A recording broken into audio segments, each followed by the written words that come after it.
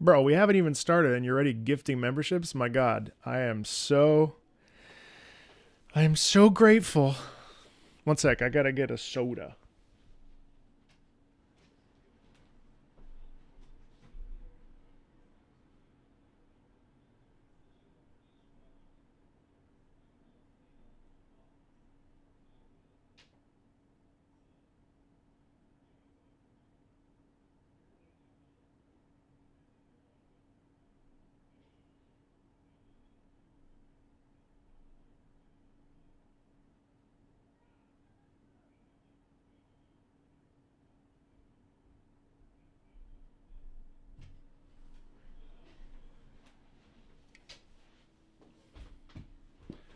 All right, what's up, everybody?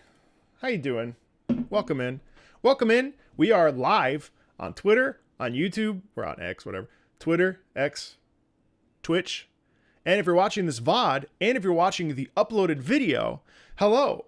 We're going to call that video Opera Singer Reacts to Video Game Music. How fancy. So we have a lot to do. Did I get a haircut? I trimmed my beard. Gremlin, thanks. Happy Friday to you. I'm very excited to be here. I'm very excited to be spending some time with you today. We're going to be listening to a ton of video game music. Yeah, thank you. The beard actually was to the point where I was eating it at all times. And so when I was eating it, I was struggling to eat. So I shaved my beard. And yeah, let's get into this, shall we? Wanted to let you know I filmed some really cool videos in the last couple weeks. This whole week I've been inviting content creators and composers and the like to share their favorite video game music with me. It's been really, really amazing, and we've got some really great stuff. Today I just hooked up with Bran Online. He came on and we listened to music for about 2 hours. That's going to be another new series in tandem with the Non-Gamer Reacts to Video Game Music videos. These are going to be called XYZ person shares their favorite video game music. I think it's going to be really fun. Hopefully you'll check those out when those videos start to roll out. We're going to have a lot of those. I accidentally turned it into a series before it became successful, so I have no barrier for whether or not it will actually be successful. But it was fun. I hope you really enjoyed the video with Greg Wanamaker. He came back on the channel, and that was really exciting. Thank you so much. Happy Friday to you. Appreciate that so much. Enjoy your lurk if you're lurking. And yeah, anything else I wanted to update you on? Oh, I finally created my RTS video where I broke down and listened to several RTS tracks. That's going to be a part of that ongoing series where I invite... Oh, no, that's what I just said. Where I listen to video game music, underappreciated gems, RTS music, opening themes. The next video that I'm going to work on next week is going to be Souls-like music, so we can finally get some time with Lies of P, more Code Vein in a real broader sense rather than individual videos. And it's just a little bit easier for me based on my time and stuff. Thank you for that. To can make longer videos that are based around a thematic idea. So really excited for that. There's also going to be a new ranking scary music video coming out next week, I hope. And the first of this XYZ person comes and listens to shares their favorite video game music with me next week. So really excited to just be bringing you as much content as possible without going crazy. So today, August. What the fuck is this list? We have a lot to do. I gotta shut up. Hold on one second as I grab another chat so I can see everything. Oh, is that my voice? Rewards are enabled on Twitch for Apple TV. This won't make any difference to those of you watching the VOD. Hype Train, thank you. Hello, everybody on Twitch. All right, let's get started, shall we? Today, we're going to be listening to Garn47. What's up, Life Lessons? How you doing? Hey, Marina. All right, Forgive You from... I don't have my glasses on. Garn47, which is something. I bet you it's a Roblox game. I don't really have any comments for this, aside that he's got 47 friends, and you're one of them. Thank you for the biddies. Appreciate you. Bonsoir, Belgium. That's not how you say Belgium in French. Garn 47. What the Appreciate you, brother. Oh. Oh, this is pretty. Bonsoir. Belgique représentée. Bruxelles. Belgique.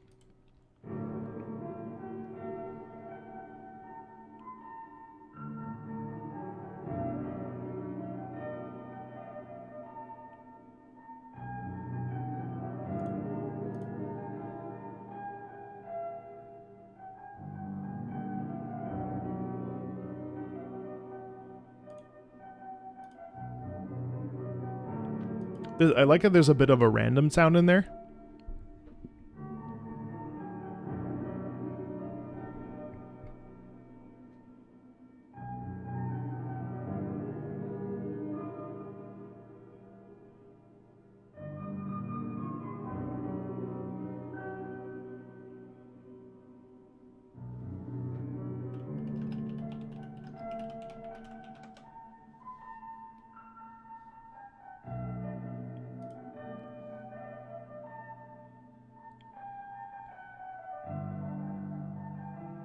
Japan. Hello.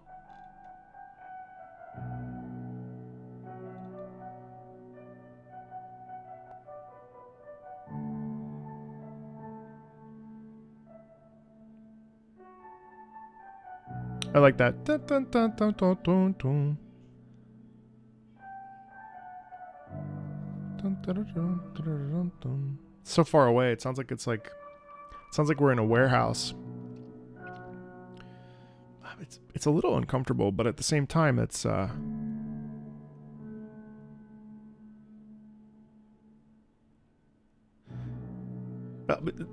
almost has an oppressive quality. It wants to provide. It wants to be warm. It wants to be inviting. But the problem is the lower part is heavily emphasized. So what we're getting is a bum. We're having a kind of conflict between the lower left hand, which is almost ominous, and the right hand, which is playing this really interesting and very pretty melody that is actually inviting us. And so we have this clash where we really are struggling to find an arrival point, which I think is actually genuinely, I thought that was very pretty.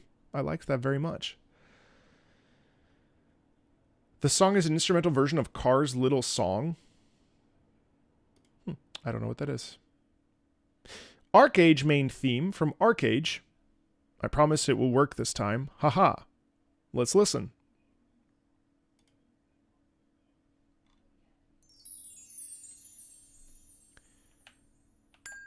Oh, this is a movie, so we should watch this.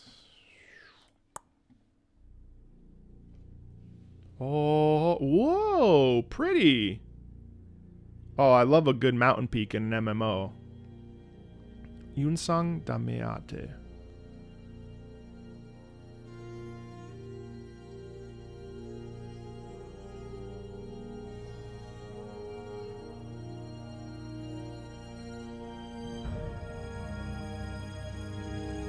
Feels like seeing a vista for the first time, doesn't it?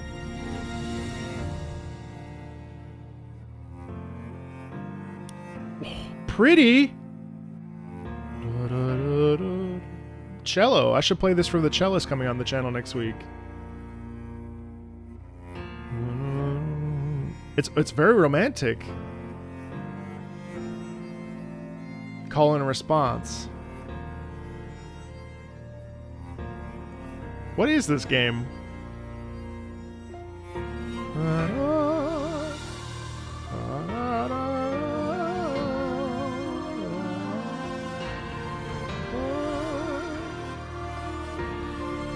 Just simple call and response.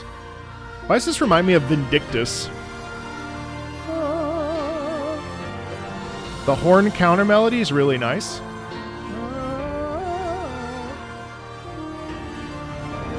There you go.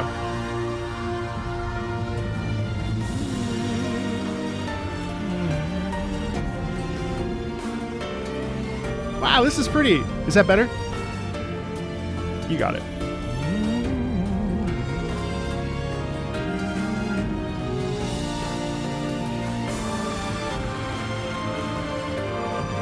Dragons? Please don't make me download another game.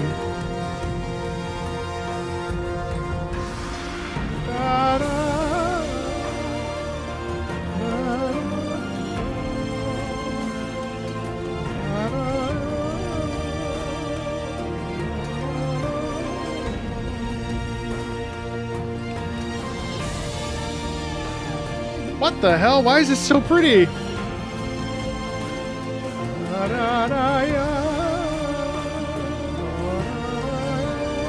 This is such a weird... Is this the opening? The live servers were shut down.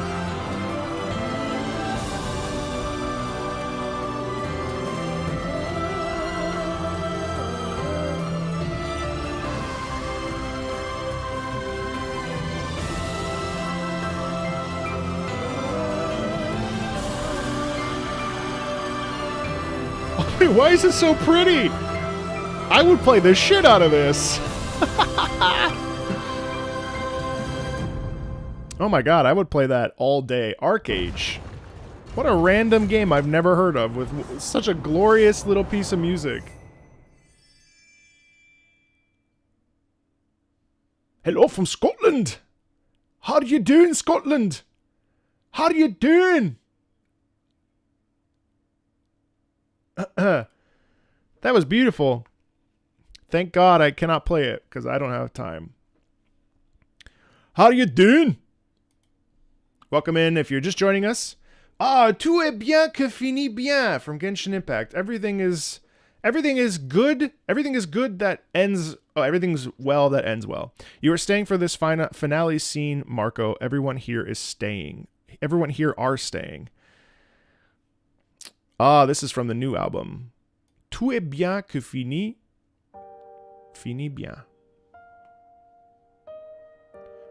Oh, you know why this is quiet? Because I have my volume lowered.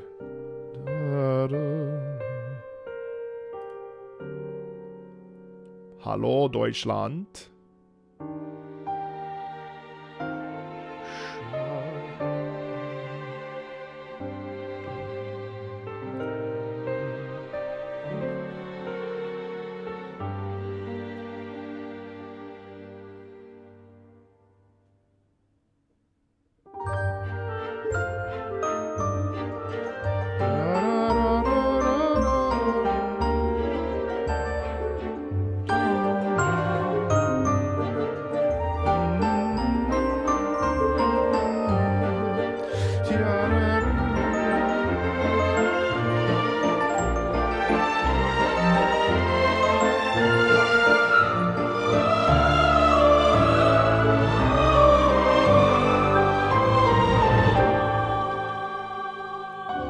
I like the slight delay.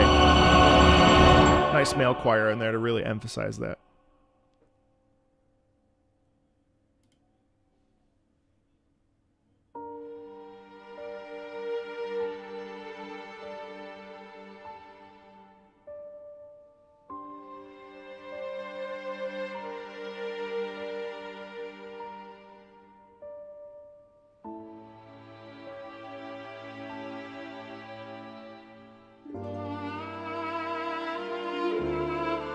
Oh, yeah.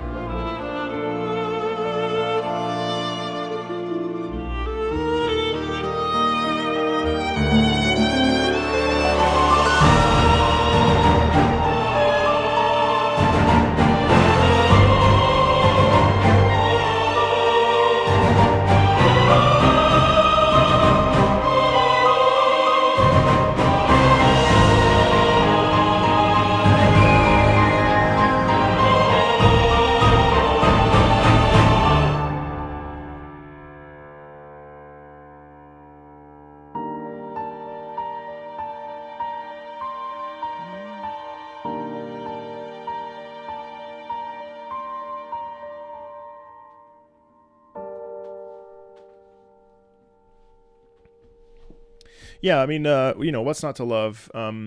This little corner of Genshin was really, really well done.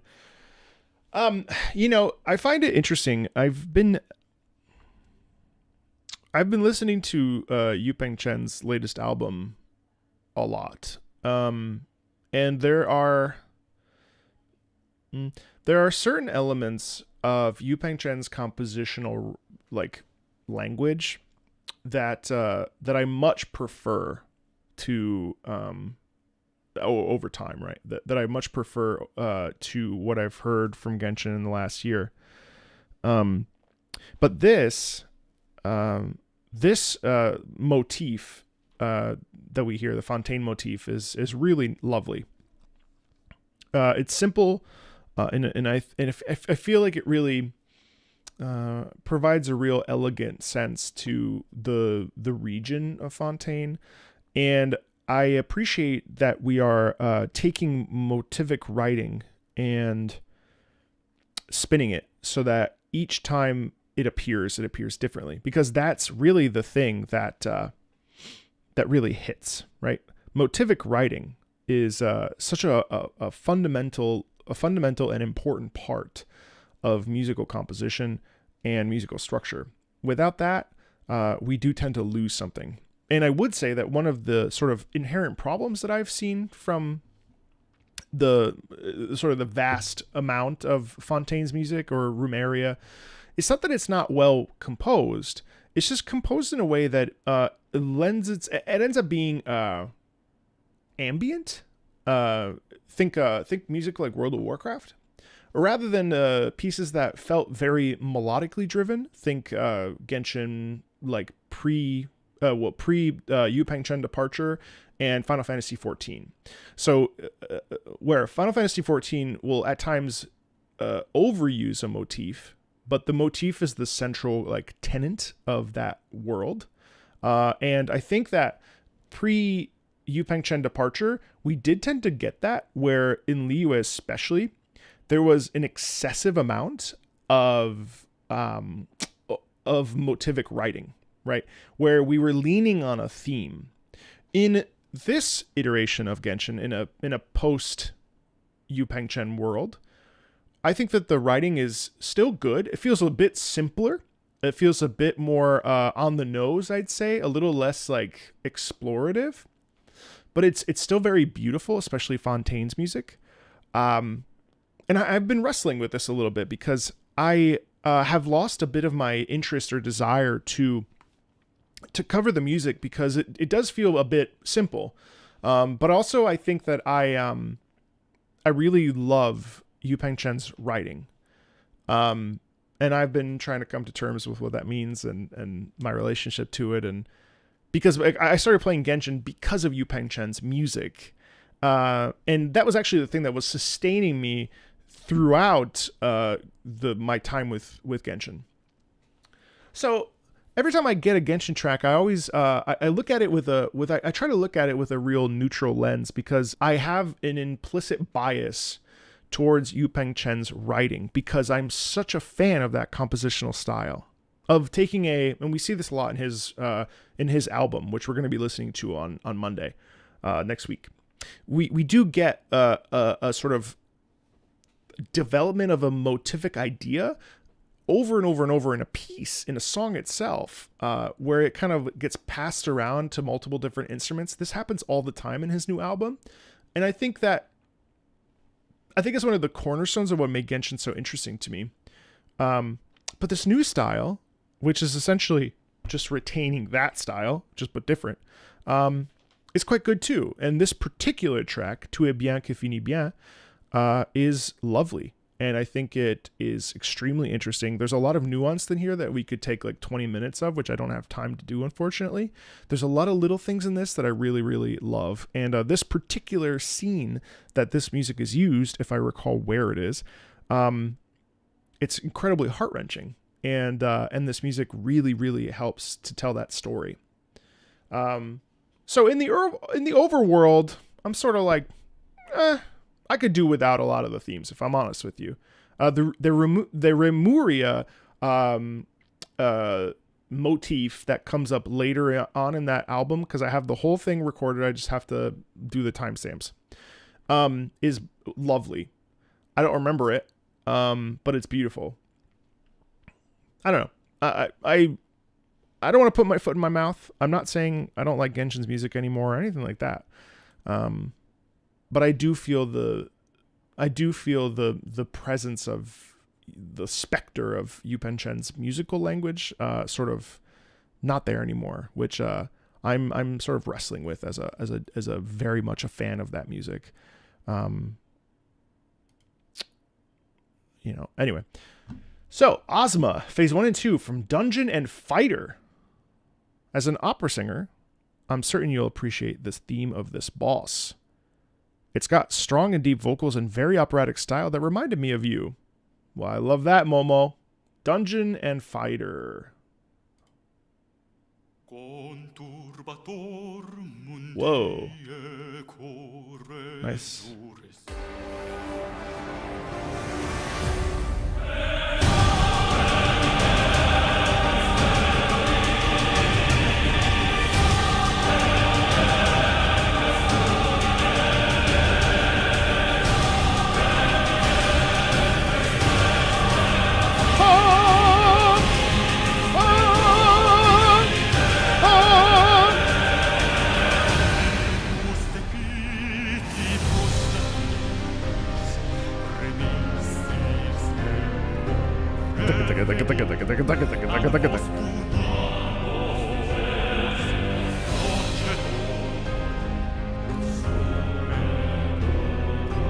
It's interesting. It's very sottovoce there.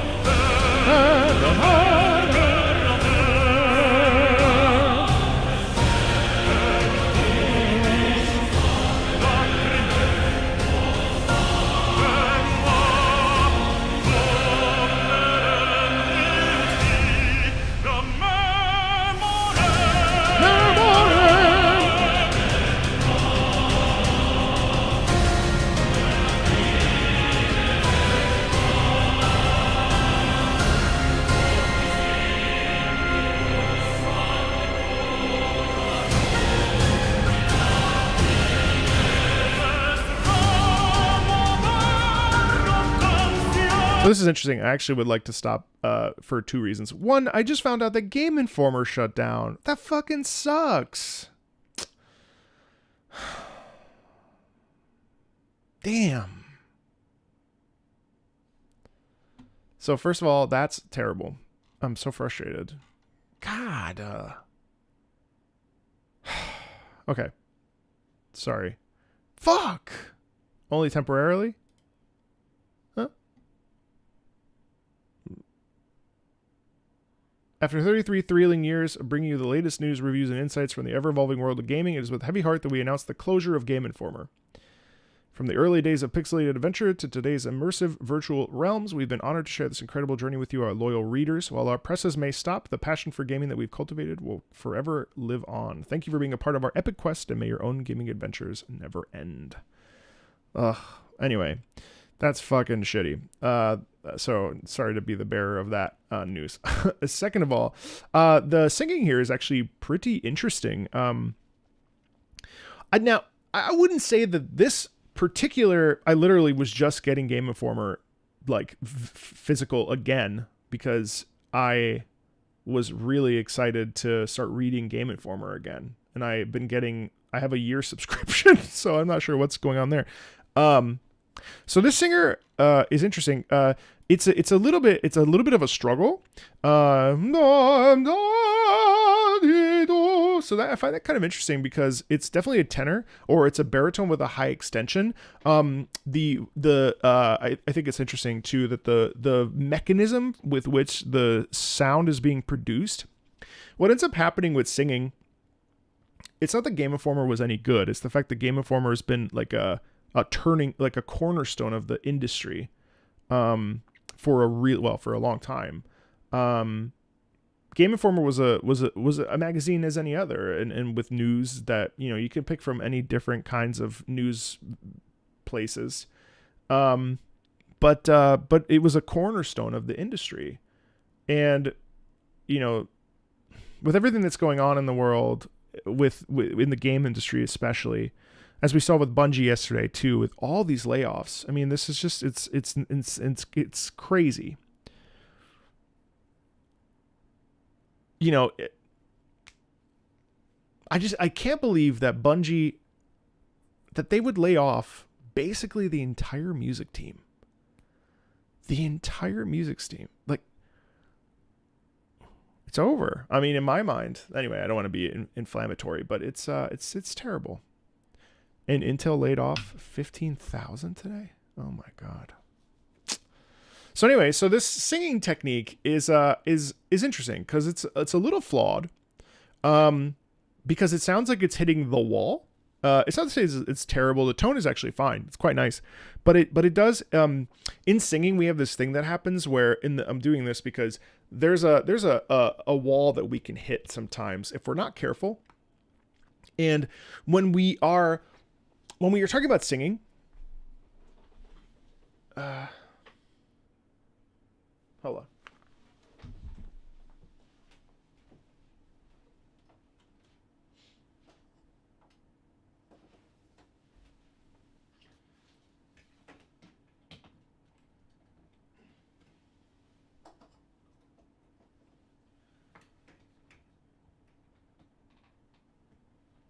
Okay, well, never mind.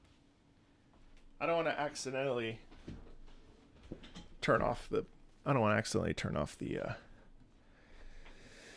Hey Dylan, what's up? So when we hit a wall, it kind of sounds like this. Let me see if I can do it.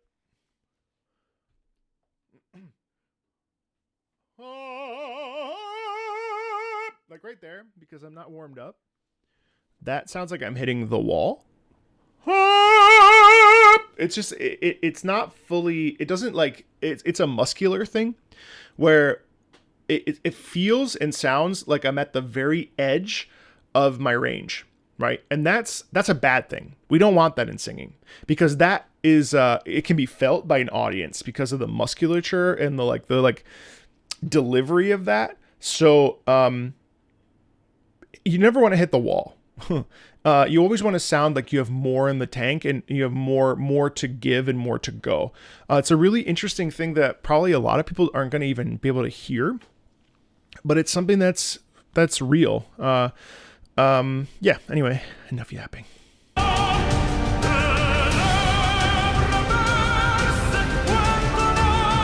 Do you hear what I'm saying? Can you maybe hear that?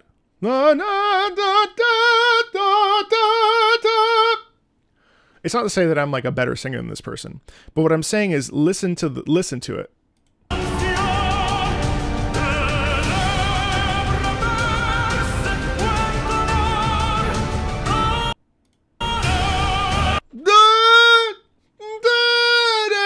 You hear how there's a difference because, and again, I'm not like bashing this person by all means.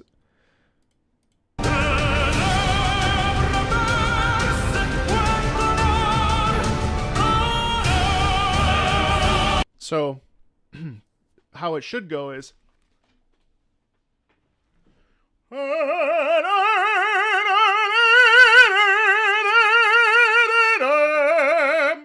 hear how that's different? You hear what I mean? I find that really interesting. But still sounds. I mean, it's all the notes are being sung, but there's just ever so slightly a little bit of hitting the wall, and there's a bit of feeling like reachable. I don't know, but it's probably just a baritone thing. And it really, and the way that you can tell if a person is a baritone is based on the lower register. So the lower register, if it's a really warm sound, it would be lower, like so like this would be a baritone would probably sound more like this.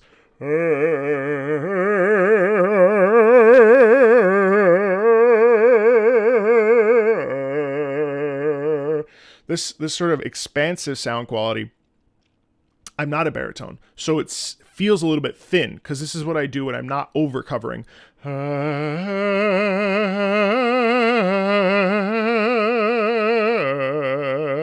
You hear how my sound when it's not affected by overproduction of this, raising the soft palate, like that.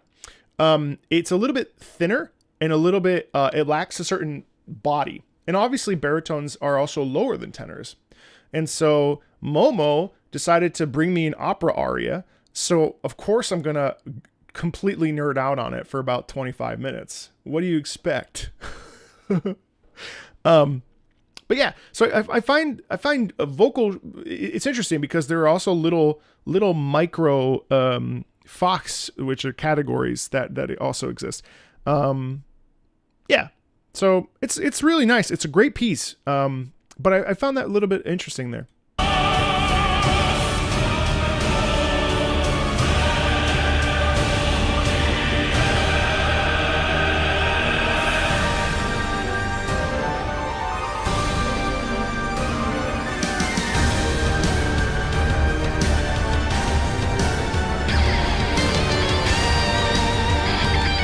Sick. Nice. Nice doubling in the piano and the electric guitar.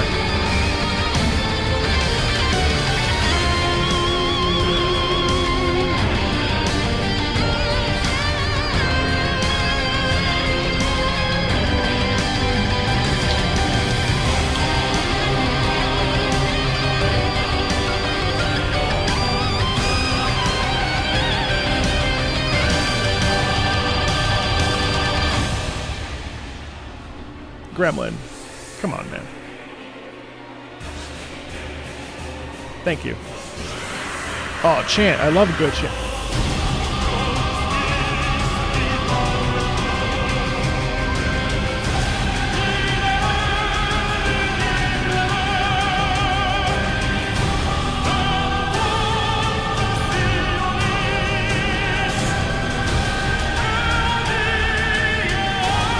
See, it's not.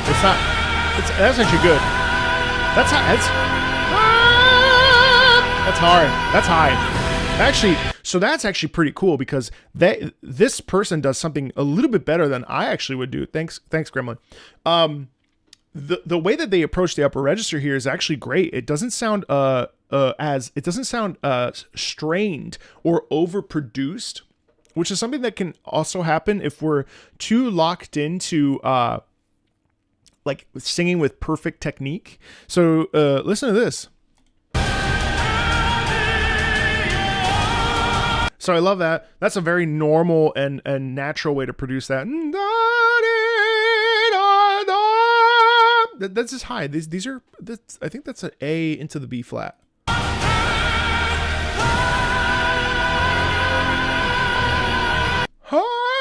Yeah, I mean that's I would do it, but my fiance's in a meeting, so I don't want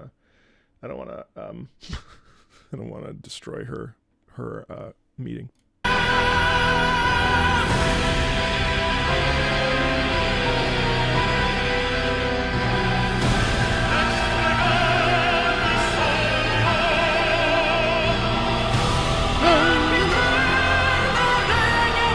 What the fuck?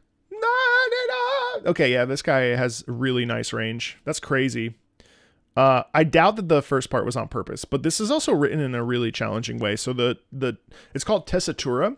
Tessitura is where something sits. Hey, Luna. So based on where this is sitting, this is actually brutal. I don't think I would be able to do this very well. This is. I mean, that's an upper. Oof.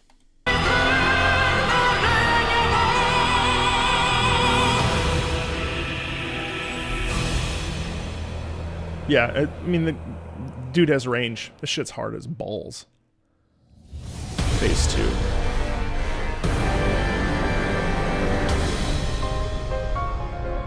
Ooh, gorgeous piano.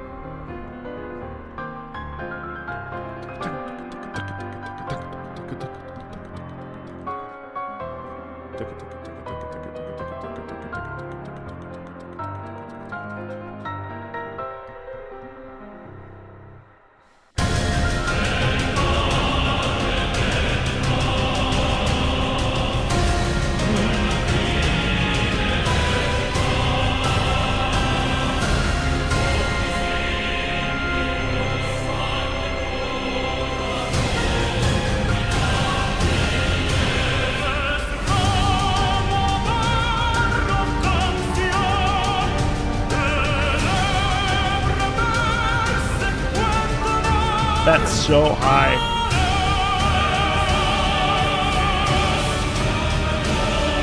Nice.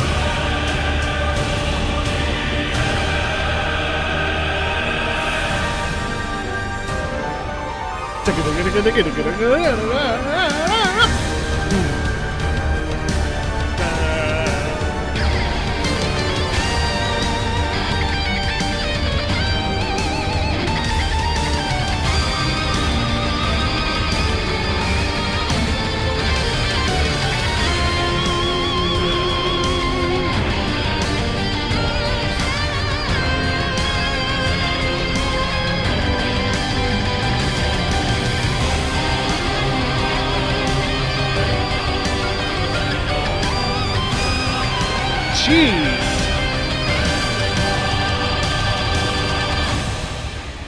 What the hell is DNF? What is DNF?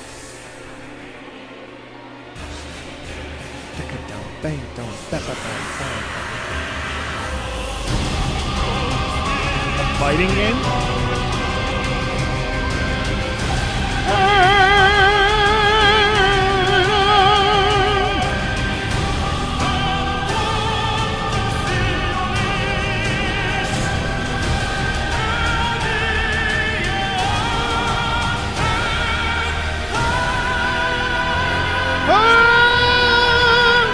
Oh my god, that's high.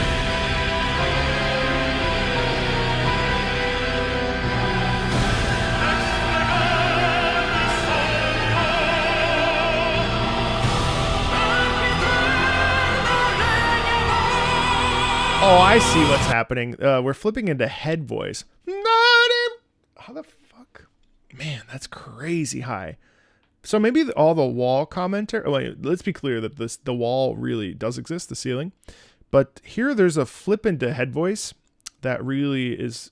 I mean, this is repeating that twice is rough. Random question: when did you start doing opera? I started doing opera my first year of undergrad. I wanted to go to school for musical theater because I've always been a musical theater boy.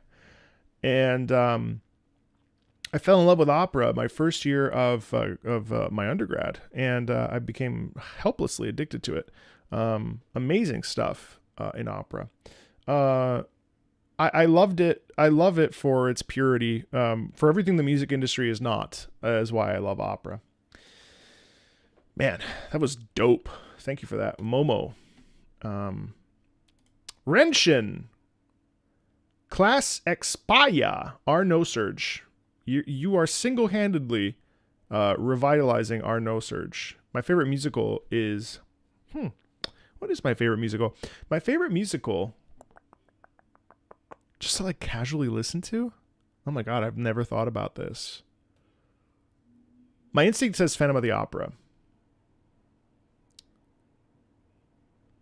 Phantom of the Opera. Which is a little bit cliche. Composition and arrangement by a special guest, Kenji Kawai, another heavy Rion 4213 language song. Our No Surge Ode to an Unborn Star. No, I'm trying to think. I like classics. Like I like what's a musical I would want to be in? That's how I would know. It's so hard to say. I really like Street Scene by Kurt Weill. I've been in that. I love Kurt Weill. Shapoopy is from The Music Man. And Fiddler on the Roof was my big break into realizing that I had a musical aptitude. So I hold Fiddler on the Roof in a very high regard. That was my first like lead in junior year of high school. And it changed my life. Really did. So, all right, this one is a special tier over on. Thank you for the sub. This will be a little bit more of a breakdown. I'll probably stop in the middle.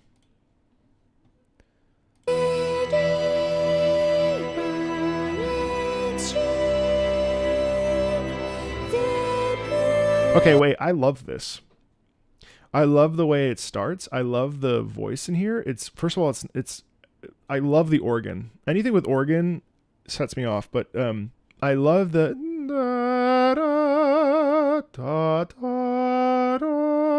intro. That's really cool.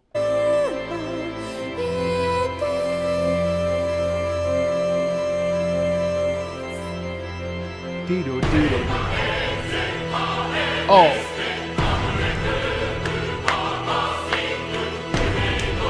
Yes. Give me that.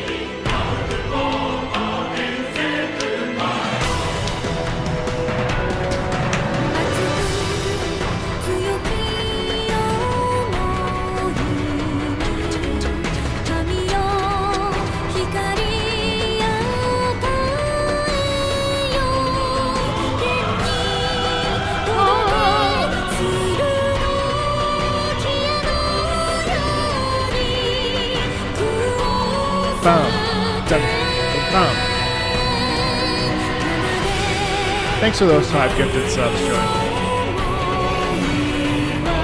Wow, nice doubling with the chorus.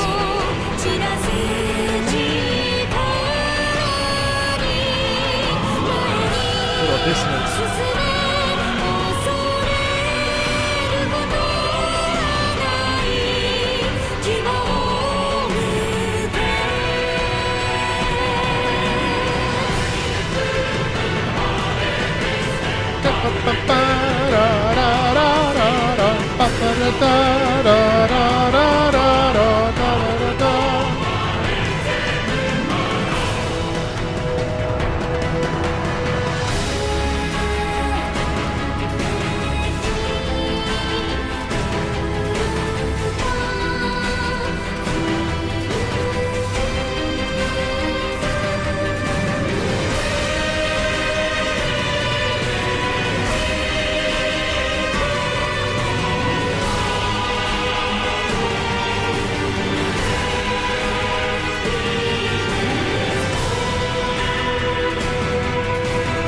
So that's halfway. So let's talk about this a little bit because of Renshin's particular Patreon tier. So first of all, thank you, Joey. I was finally able to give back to Marco, who has been a treat this year of our hell 2024. That makes me feel very happy. Thank you for that.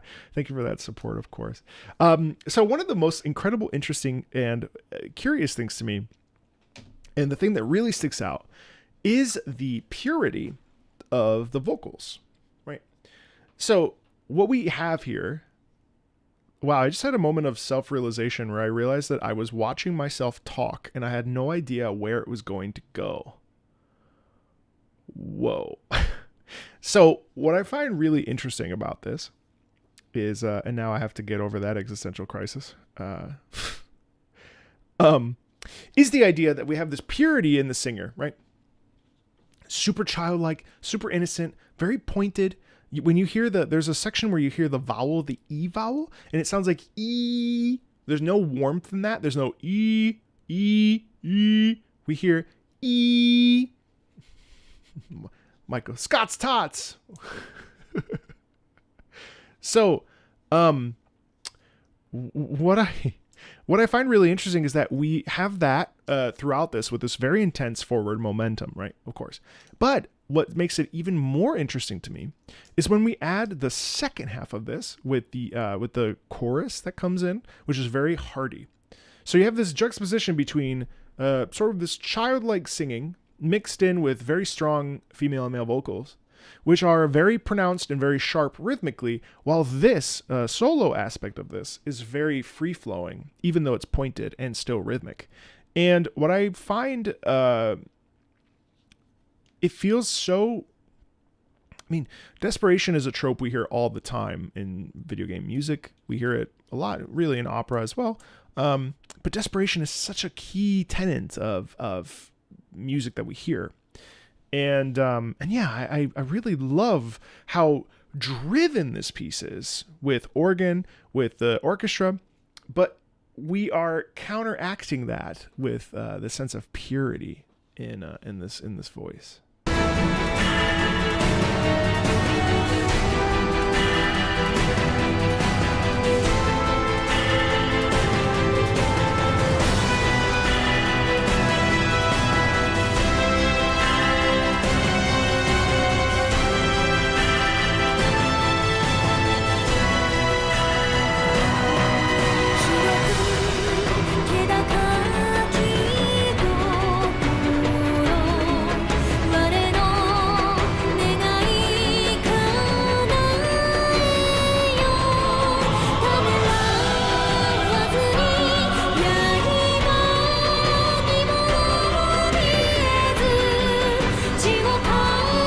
So this is cool because it says run through the land, and you literally, the sound that you're getting in the background, now that I was paying attention to it, is this like,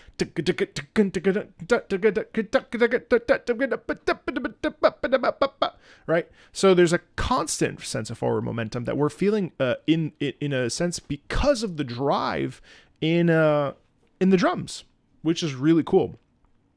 And also it is a prayer. Great point.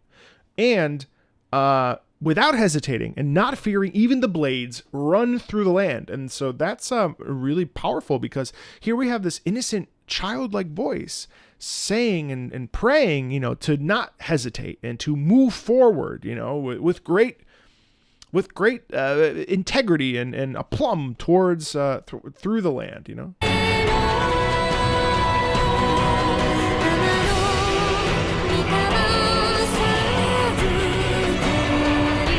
A bunch of doubling. It's just a lot of doubling too.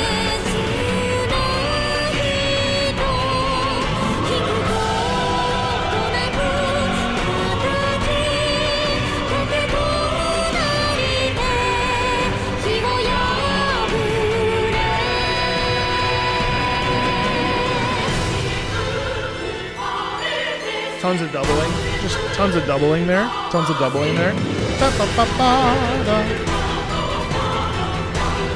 of doubling.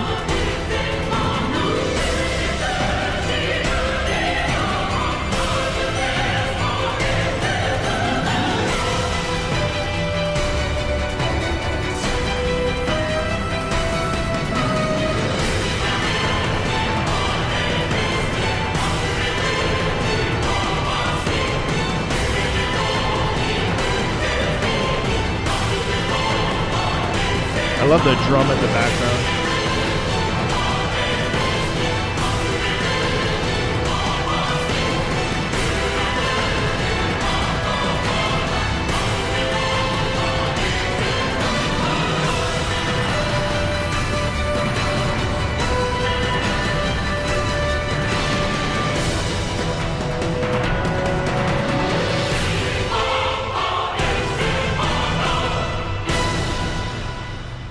Classic ending. Yeah, that's cool.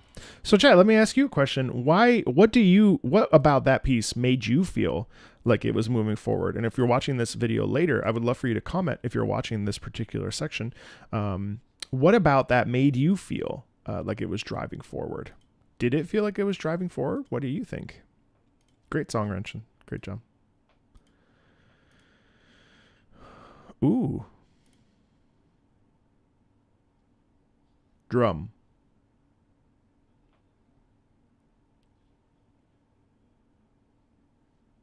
The choppy parts of the vocals, valid. Definitely the rhythm, for sure. The constant vocal rising. The rapid voices, sure. The drums definitely give me the sense of riding a beast like in Nier. Yeah, the drums and how the vocals sounded. Dun, dun, dun, dun. Yep. Oh, the pounding beat alongside the chanting. Yeah. The strings. Yeah. Anybody else? I love the way the vocals came in toward the end. It definitely felt like it was driving forward the entire time, but there was some nuance in it as well. Yeah. Orchestration for sure. Strings for sure. Yeah. I feel like the drums pushed it from the back while the voices pulled it forward. The pace of the rhythm. Yeah. The constant chanting for sure. I like when we do the interactive thing because it feels like I'm in a class. The rhythm and those high chants. Yeah. Constantly encouraging you. I can't really say since I already played the game and understand the context, so I can't explain it blind. It's okay. You don't need to. From the moment they came in, it felt like the song started to pick up pace, vocals plus drums. Yeah. Awesome. Great job, everybody. Oh my God. Are we teaching? Am I teaching right now? It's so funny because sometimes I do these streams and I'm like, look, I'm saying that they're doubling and it's so obvious to me. But I understand that there are folks that maybe don't pick up on that or people that do but want to hear about it. You know what I mean? So I really enjoy the sort of, it may slow us down a little bit, but I actually like the idea of having a little bit more interactivity, both with you here in the chat and also with you in the comment section. I'm not a good theorist, so I wouldn't say that I would want to teach music theory. 'Cause I actually failed music theory. He didn't get a degree. He's terrible at musicianship. We got to go watch the other composer guy. By all means. 8-bit bread box. Of course you like music theory. when I say doubling, I assume that's when two people. It's when two people or instruments and something else are moving in the same direction. When they're moving together in unison, that's what I mean by saying what I say by moving in unison. All right. But Marco, if you can't identify an interval, you can't do music. Oh, I'm terrible at identifying intervals. I'm really bad with intervals. Here comes the bride. Perfect fourth. One time I was auditioning for a church choir and I was incensed. I was actually pissed because I was like, look at I've been in professional operas. I've done, I've learned music and memorized music. Like I can sing in choirs, I can blend, I can do everything. And the guy was like, sing me an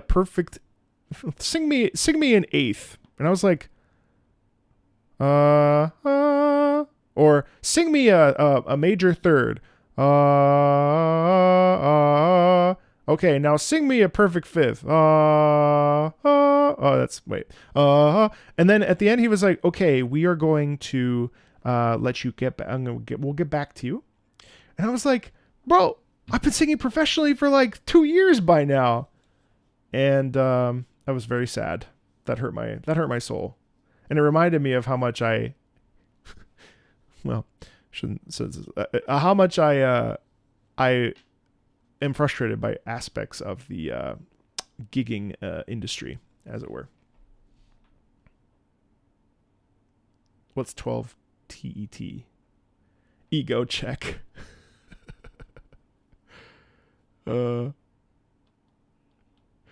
Yeah. In a game so Japanese, I feel I lack cultural context. Let's go with this boss music that's just like a slowly fraying metal sax beat. This is Kunitsugami, Path of the Goddess. Batsu.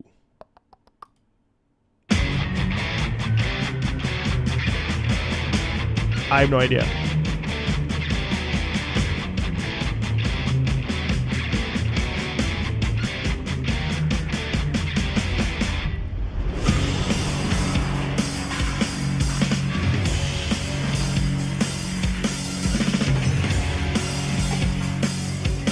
This is Capcom's new tower defense game.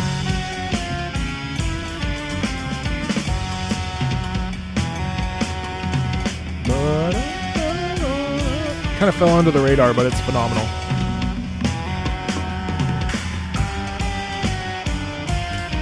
Shifting keys.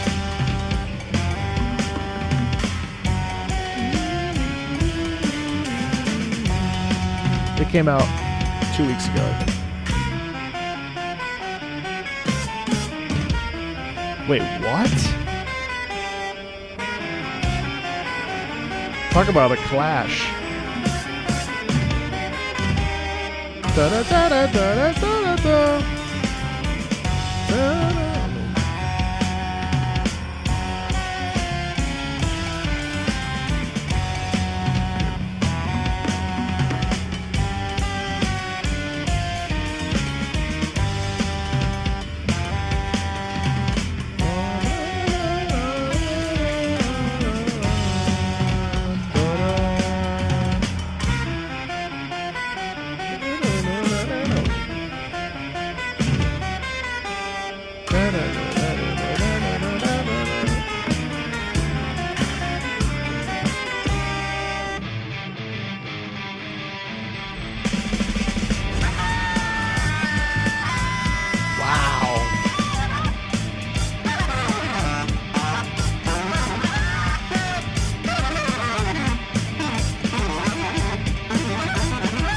Oh my god, that's wild.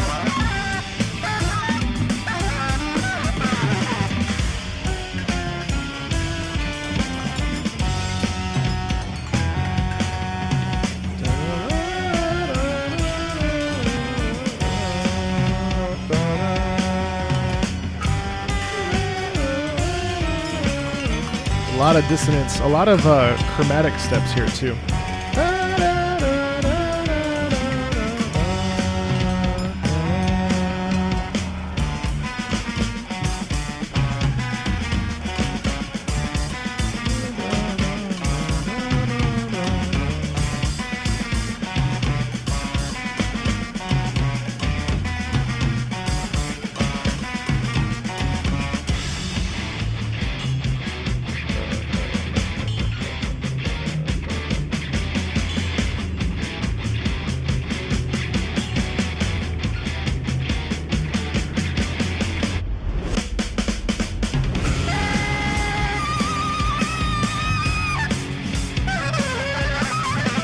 jeez. It's really making it talk.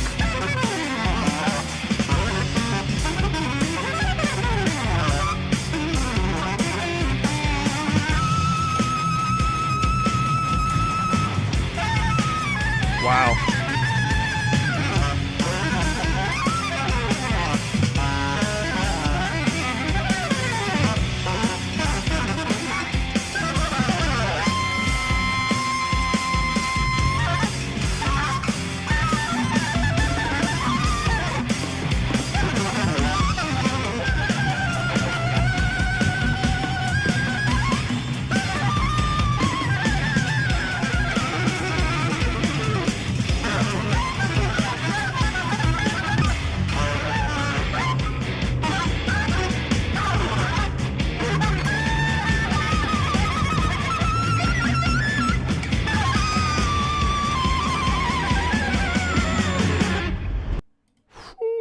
My goodness. You want to talk about a piece that creates a sense of discomfort and you have to sit with it and really let it wash over you. That was one that would be really easy to turn off and move away from, but actually, my God, the crunch on that intensity and how making that sax really like speak with rage and with anger and agitation. That's the kind of stuff that I really live for when it comes to music, and I think that's actually like a fairly experimental track that I don't think would probably get a lot of plays outside of the game context itself, because it's so snarky and it's really rough, but the intensity there is fantastic. That's a piece I would absolutely play for somebody, a non-gamer. What a disturbingly sick piece. That was really cool. So Sirius 140 asked for Mobile Suit Gundam Extreme V versus or 5s, but I have to tell you, I'm sorry, but I don't want to do that because the sort of anime adjacent thing is a little bit tricky. So I know that you highlighted this one. Not that I just I think it's safer for the channel for me to skip that one. I'm sorry to say. Do forgive. This is next one is Mega Man X5. This is my backup in case link for a long time favorite jam of mine for a very good reason. This song is what friends forced by destiny to fight each other to death sounds like. Awesome. Let's take a listen. So this is X versus 0. Can't wait.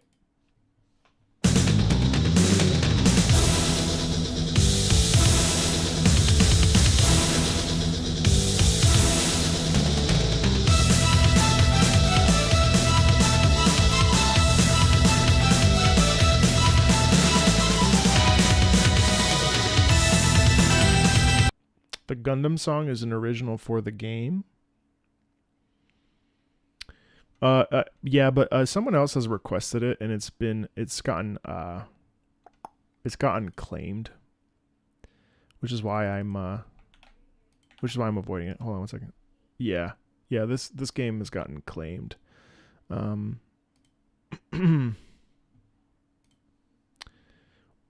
It doesn't matter because unfortunately with any title like this, it's so tricky. It usually, well, I just don't, I don't feel comfortable doing it. I'm sorry. I know that it was written for the game, but, yeah, just to be safe.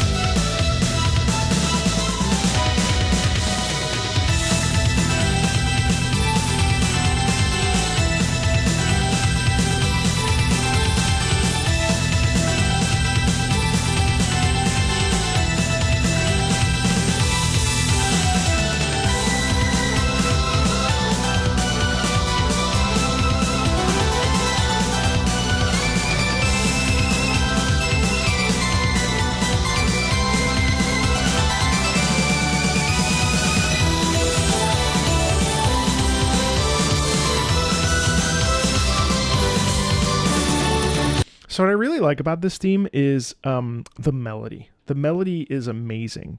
I don't love a lot of the stuff around the melody. It's sort of it tended to, because of the sound chip and the way it's designed, it was a little bit loud for my personal taste. But what I really liked about this piece was the melody. That really gave me this sense of antagonism, but like in this sort of heroic struggle. I really, really, really like that, because there is a friendly vibe to it for sure. It doesn't feel like it's like a desperate battle with your back against the wall. It really feels like two enemies or two people that are like neck to neck in their ability. You know what I mean? And I really, really, really like that. What did you like about it? What stood out to you in the chat? What are some things that really made you connect to it?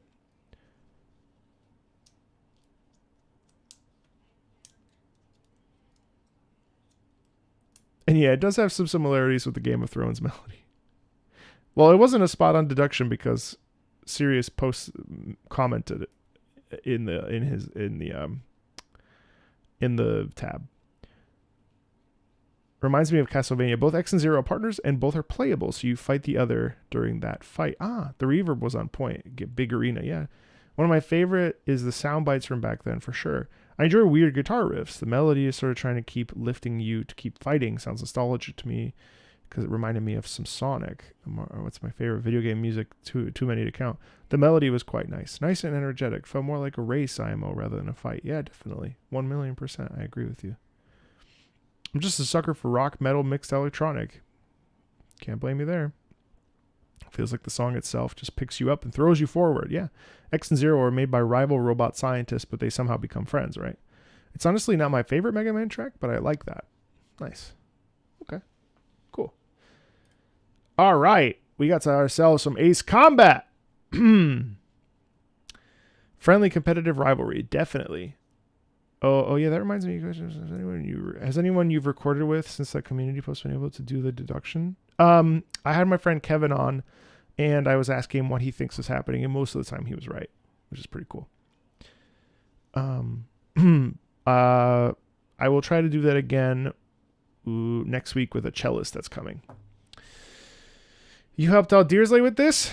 Deersley. All right.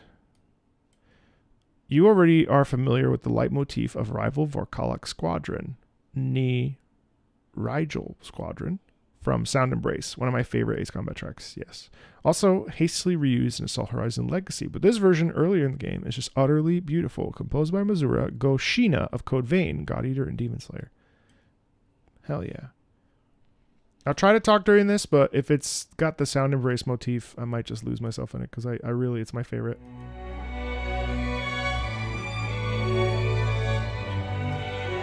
Oh my god! Yes! A slow version of it?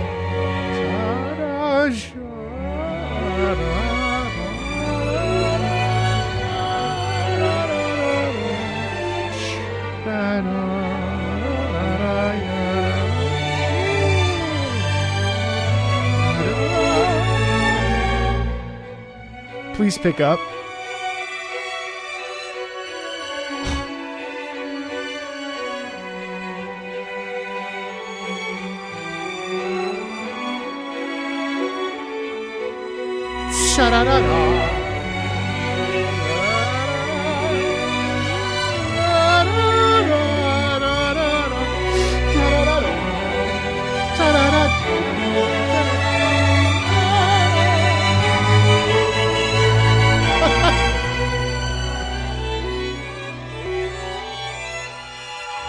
Wow, this is so virtuosic.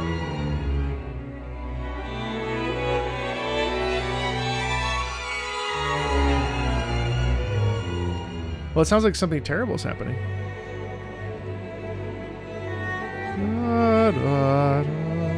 Oh, I love when motifs do this. My God.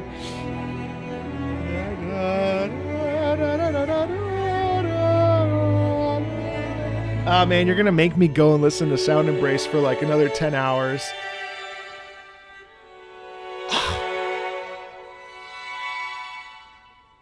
There's so much push and pull. We get a little bit of like an emotional blue balls from this.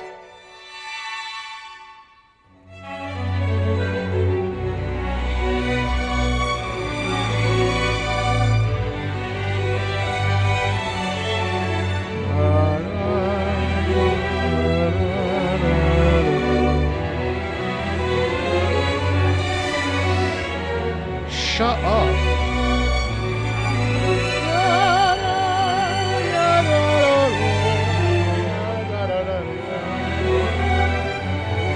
Oh my god, it's so heart-wrenching.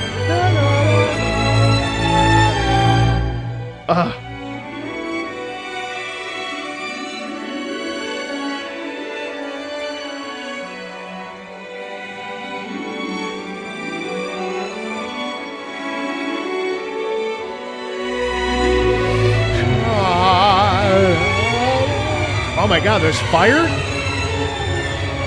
You hear that swirling?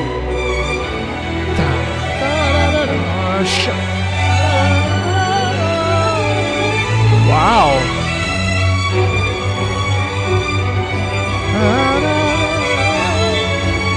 Now we're picking up the pace. This is very bleak, actually. Oh.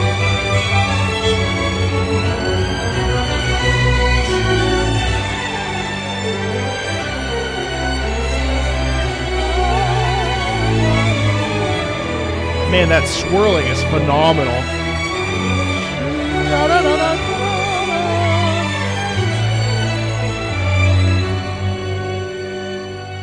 Oh, what a profoundly good piece. God. Yes, brother.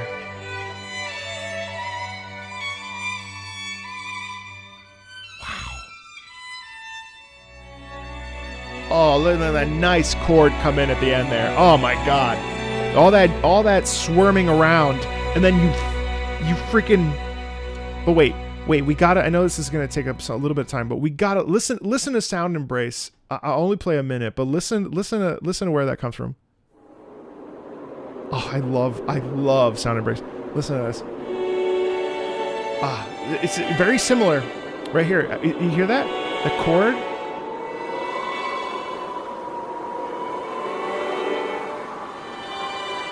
It feels like you're like.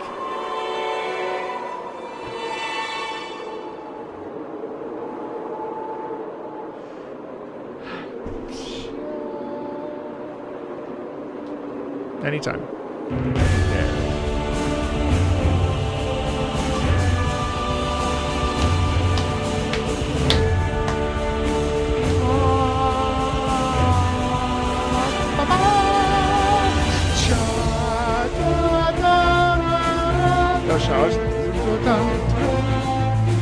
It's amazing.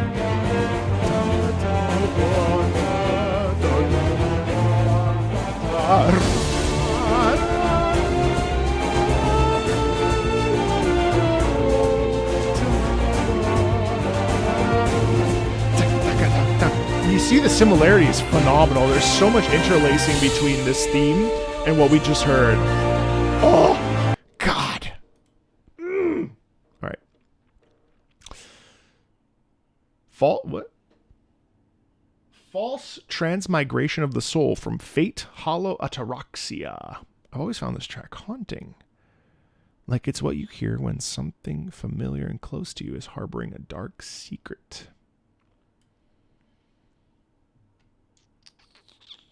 I bought Ace Combat 5 while on vacation. I have Ace Combat 4 on the way. Fuck yeah. Beat AC7 because of Marco.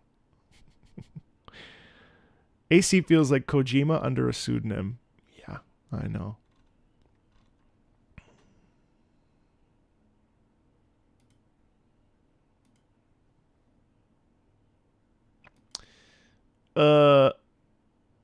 Wait. Are we going to run into the same problem with Fate?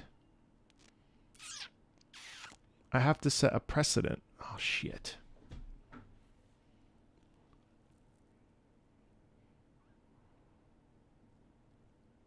Both of these. Oh, damn it.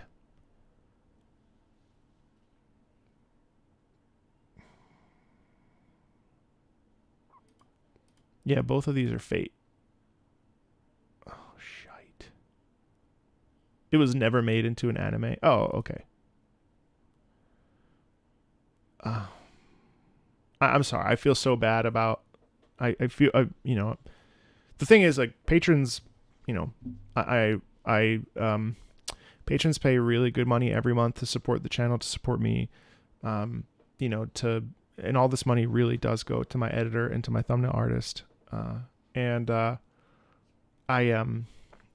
feel really bad when someone can't get.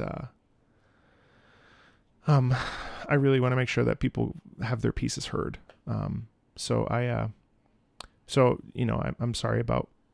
I feel really bad actually about Sirius. So you know, I will listen to this since it seems like it's okay. But I just humbly, I'm sorry. You know, I would be happy to find a way to make it up. Yeah. So, thank you and sorry.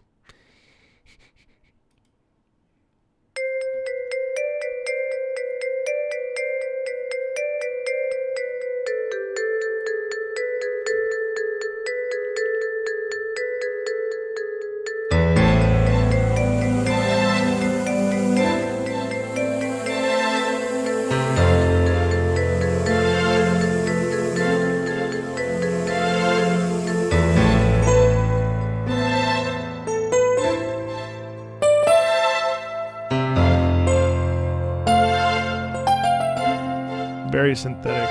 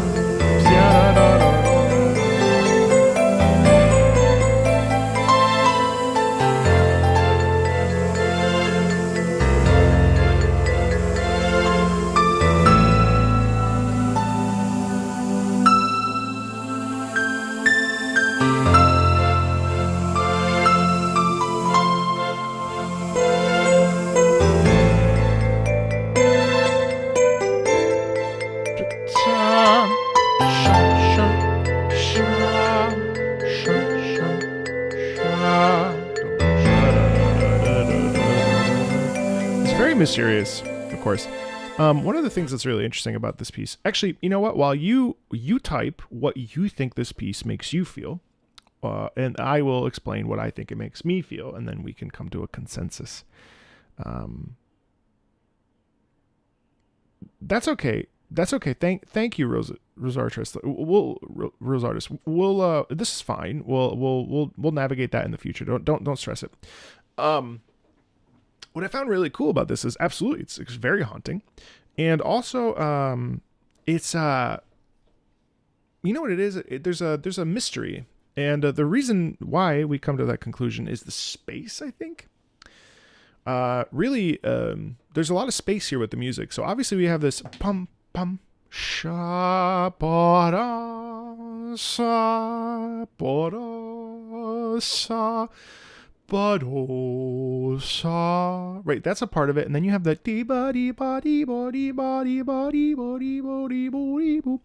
and those two components are what make it come together so that it produces that sense of stress, right, and of discomfort, and everything that you're saying, intrigue and mystery, lighthearted, reminds me of the detective, investigative vibes. Yes. Lost in the dark alleyway while trying to investigate a murder while snowing. Also, yeah, totally. Sounds like nostalgia of RPG. Curious, yep. Mysterious, yep. All that's true. Puts me kind of on edge. Yeah, it's interesting how, you know, it's really easy to dismiss things that are short or a certain soundscape or sort of one-dimensional per se. And yet there is a lot of stuff that we can grab from them that is actually deeper if we listen. And one of the ways that does that is really with that like sort of repeated pattern. And it's very repetitive, but that's not a bad thing per se. Cool. And yeah, thank you for that. We will sort this out. And I should reiterate that this I have a thumbnail ready to go for non-Patreon streams as well. So we're gonna get it back. We're gonna get back mid-August to other streams that are not just for patrons. You pick or this. So lots of stuff to cover for non-Patreon live streams as well. So just to know that I have heard your outcry for more not just Patreon videos, and I will do my best to honor that, of course. So it's important. Celeste. Celeste. Strawberry Jam, Pancake Droid. It's 3 a.m. in South Korea, and you are here because you are committed to hearing Impeded from that mod. Celeste. Madeline Climbs a Mountain by the same composer. Shatter Song. The song changes as you get higher in the level, in both literal height and the stakes, as one misstep and it's all the way down to beginning, which makes the piece even more impressive to me that it is a fan-made creation, which is just as good if not better than the original. We gotta talk about that. Normally I don't do fan-made. Privyet. We did not talk about that beforehand. So that's on me. I should have looked at the list. I don't often look at the list beforehand, so I'm surprised. But because we listened to it last time, we'll listen to it again. But fan-made is usually... oh yeah, I did do Calamity mod. That's true. It's tricky. This thing is ever flowing, but it's okay.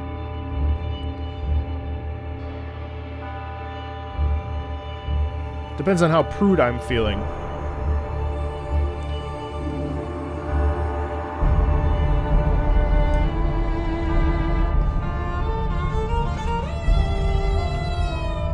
Oh, that's beautiful.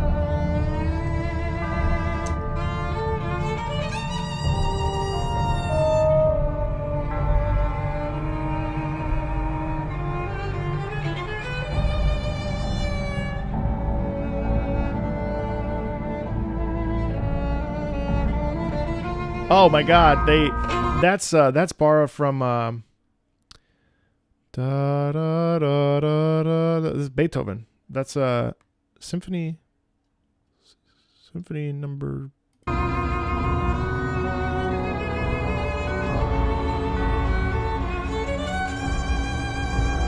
That's beautiful. I have no problem with fan-made. Oh, I love fan-made. The big problem is just there's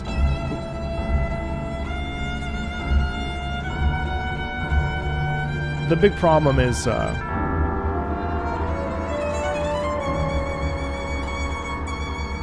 delineating that in the channel. Nice slide. Start doing a lot of fan made, then the line gets blurred between what's real or what's made by the game company.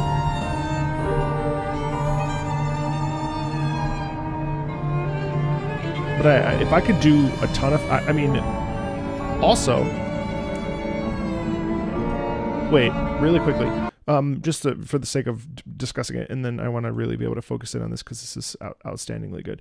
The inherent problem to me with fan-made work is not that it's less than or anything like that, of course. What ends up becoming an issue is it essentially becomes a reaction video of someone else's...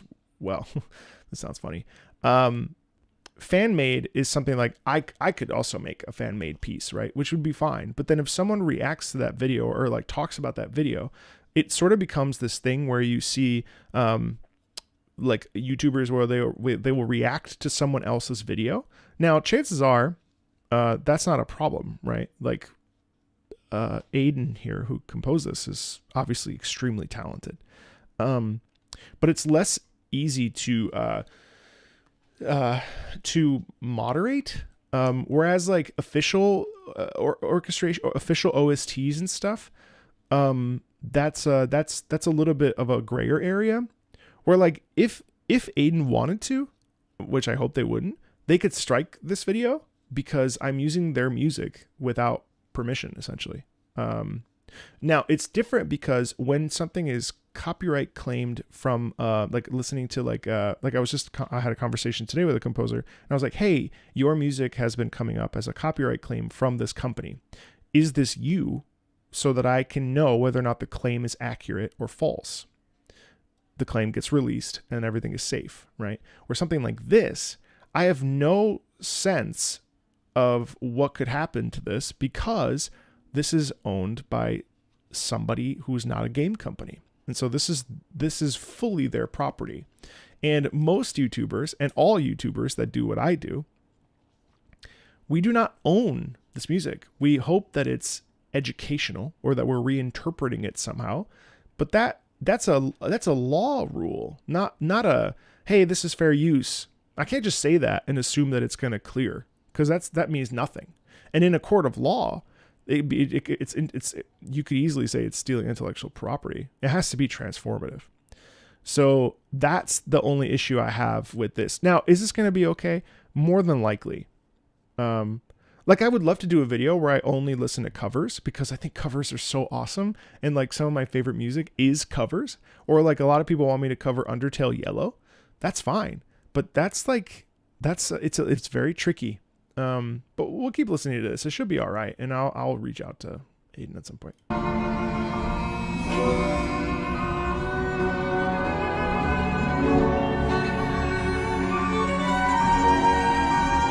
It's so virtuosic. It's so cool how really,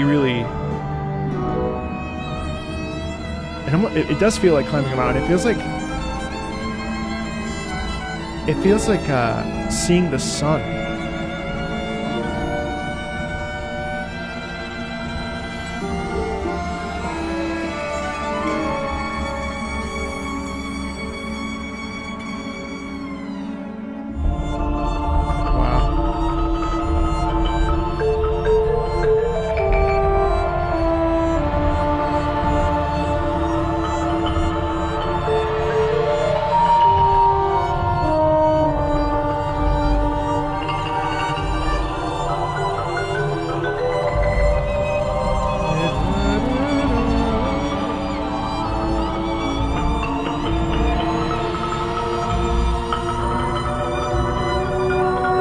You notice that the violin is continually climbing.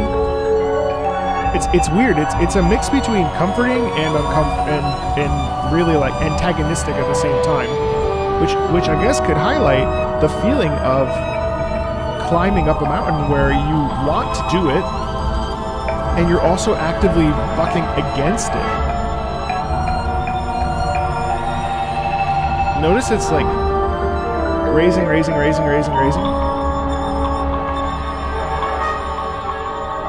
Cool horns there, and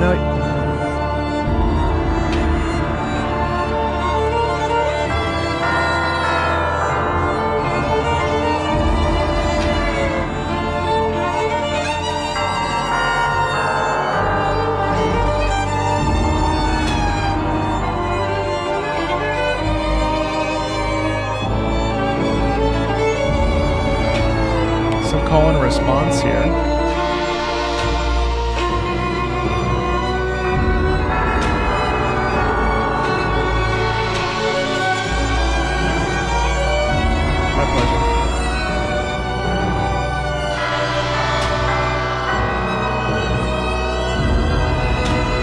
Almost oppressive.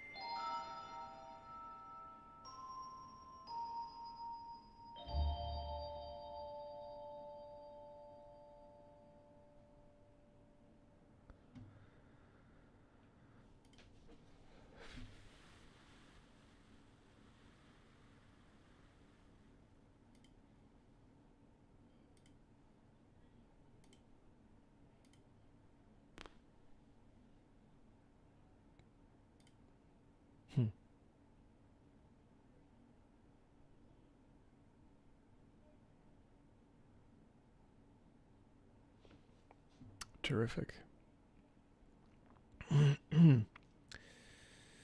Whew. That was terrific. Oh my goodness. I almost, wow. Whew. Whew.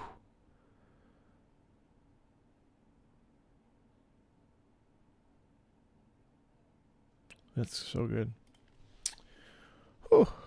Whew. Whew. My second monitor just took a shit. All right, there it is. Wow.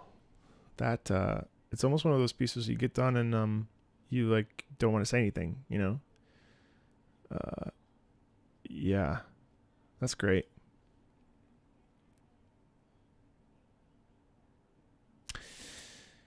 The Last Blade 2, Moonlight. First movement, arranged. The Last Blade 2, Otaku de Carnita. It's a beautiful and somberly composed classical sounding piece from an SNK fighting game of all things. Really?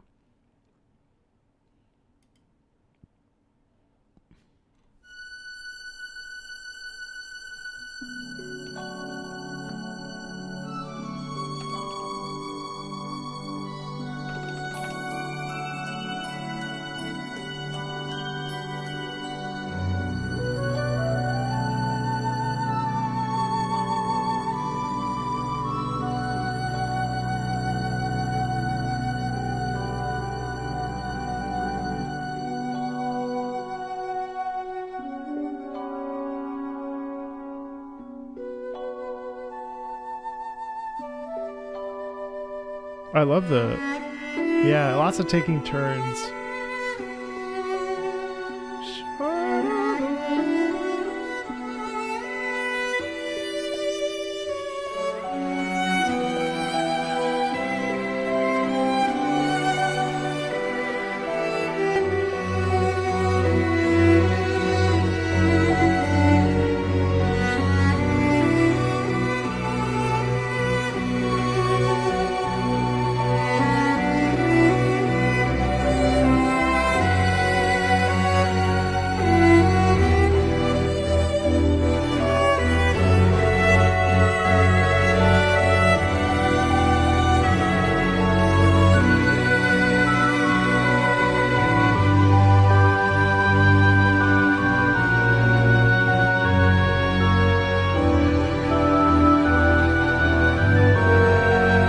So full of emotion.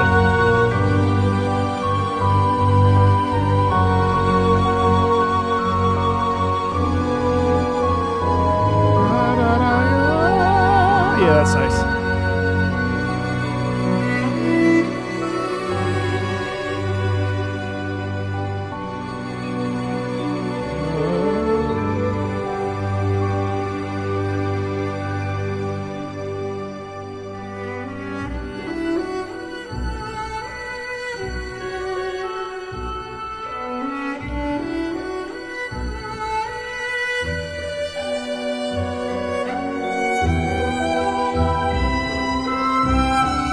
Sounds like a viola too, which is really interesting. Like, no, you know, that might be a cello actually.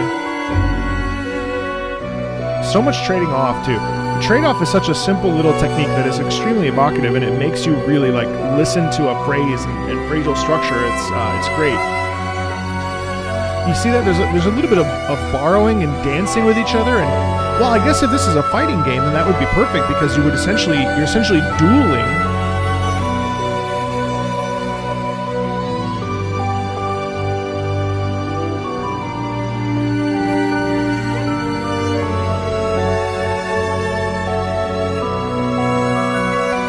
So you have this upper, let's call it a viola just for the sake of calling it that, but see how they're actually in sort of opposition?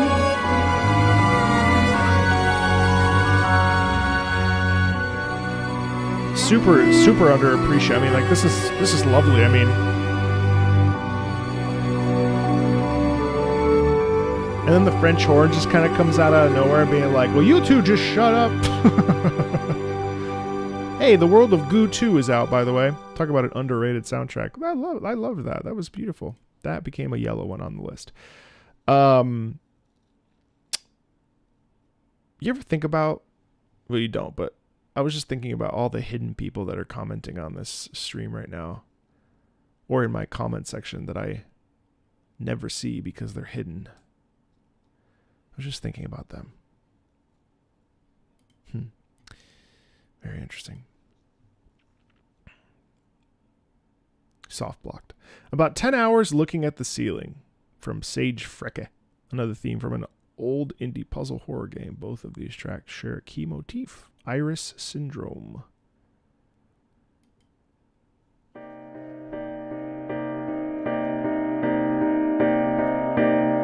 It's nice.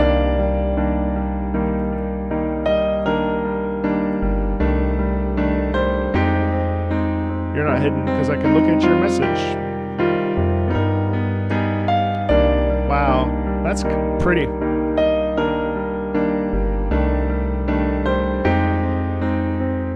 It's very scary.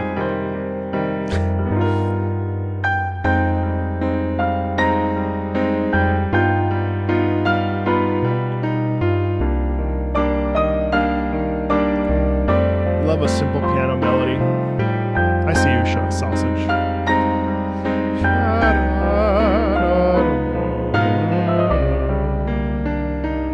Borderline jazzy.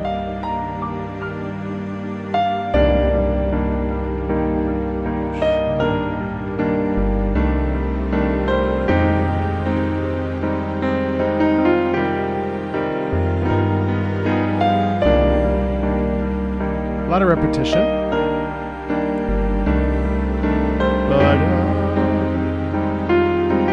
It's a very chill track.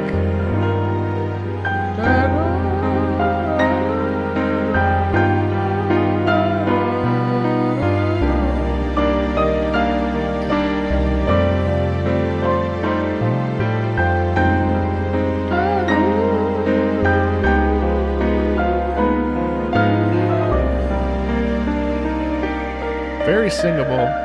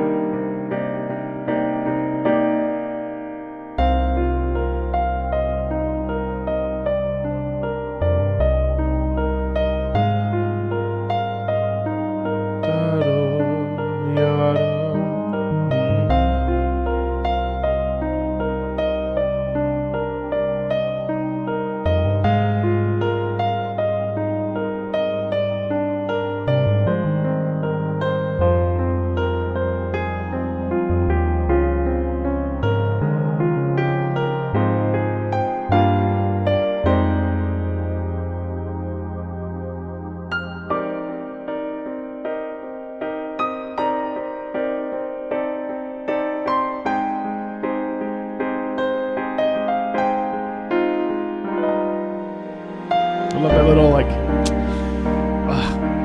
it's incredible how this, like, the sound of jazz, it's a little bit more, I guess it's not really blues, but there's the melancholy in there is, oh yeah, someone just said melancholy, yeah.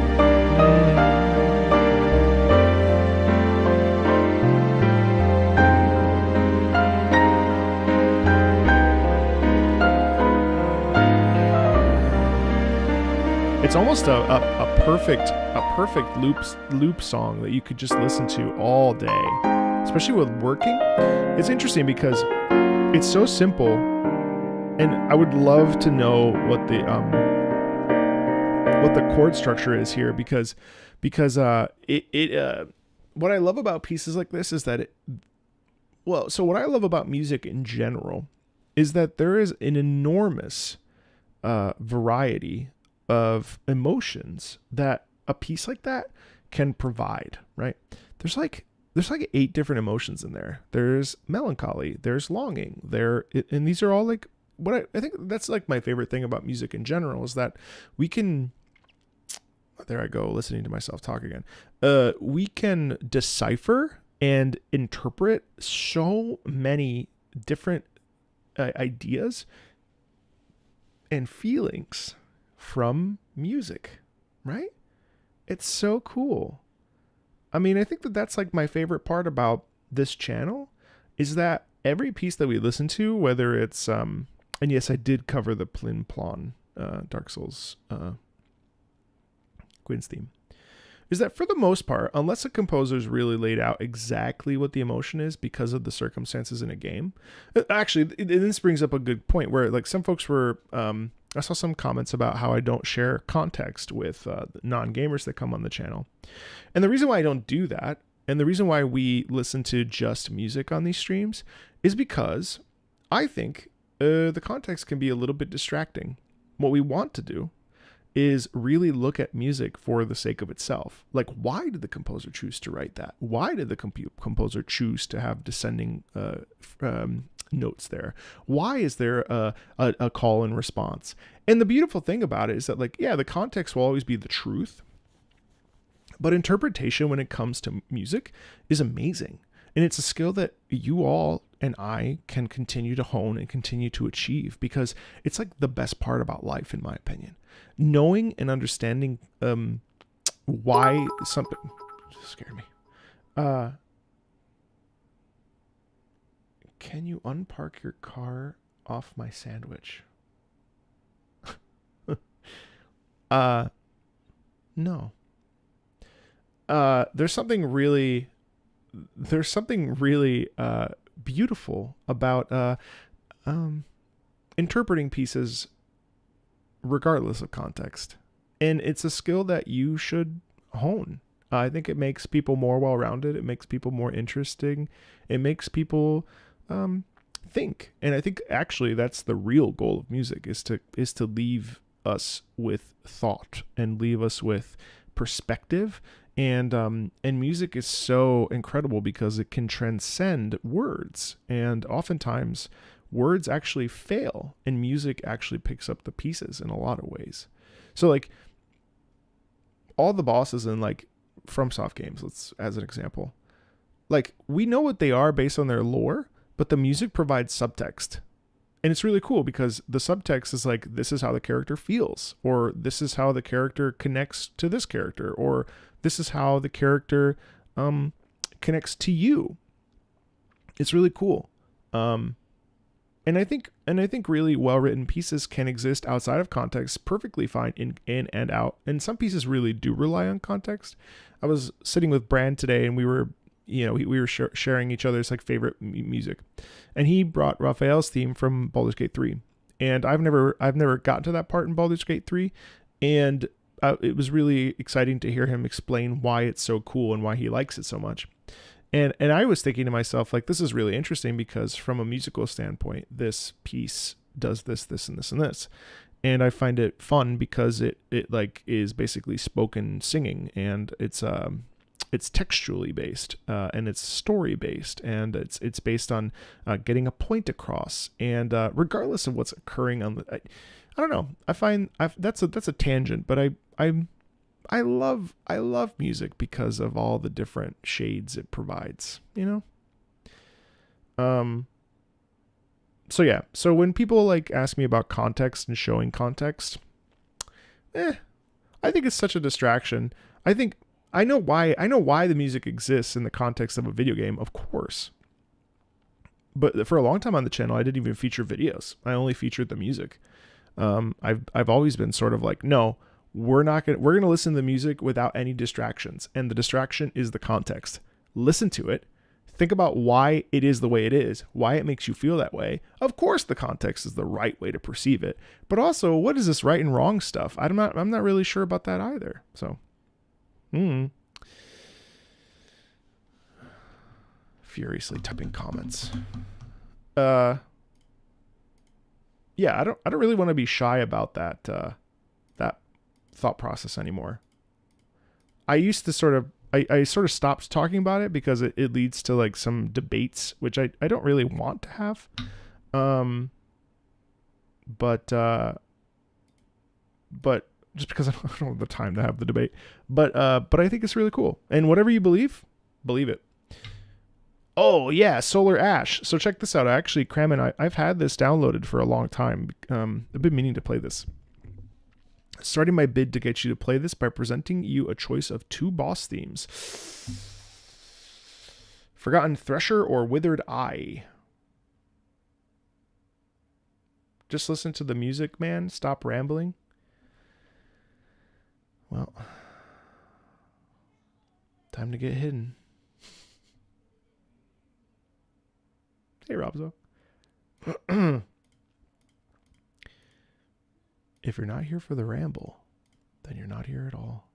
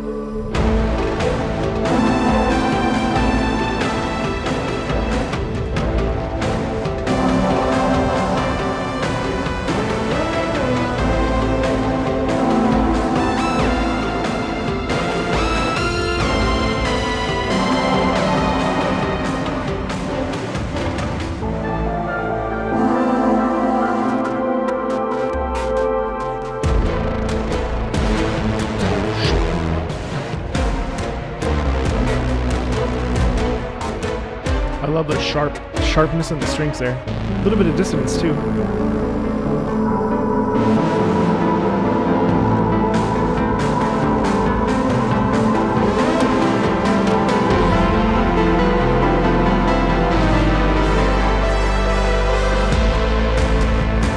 I love the little motif too. Yada, yada. Interesting display of tension there.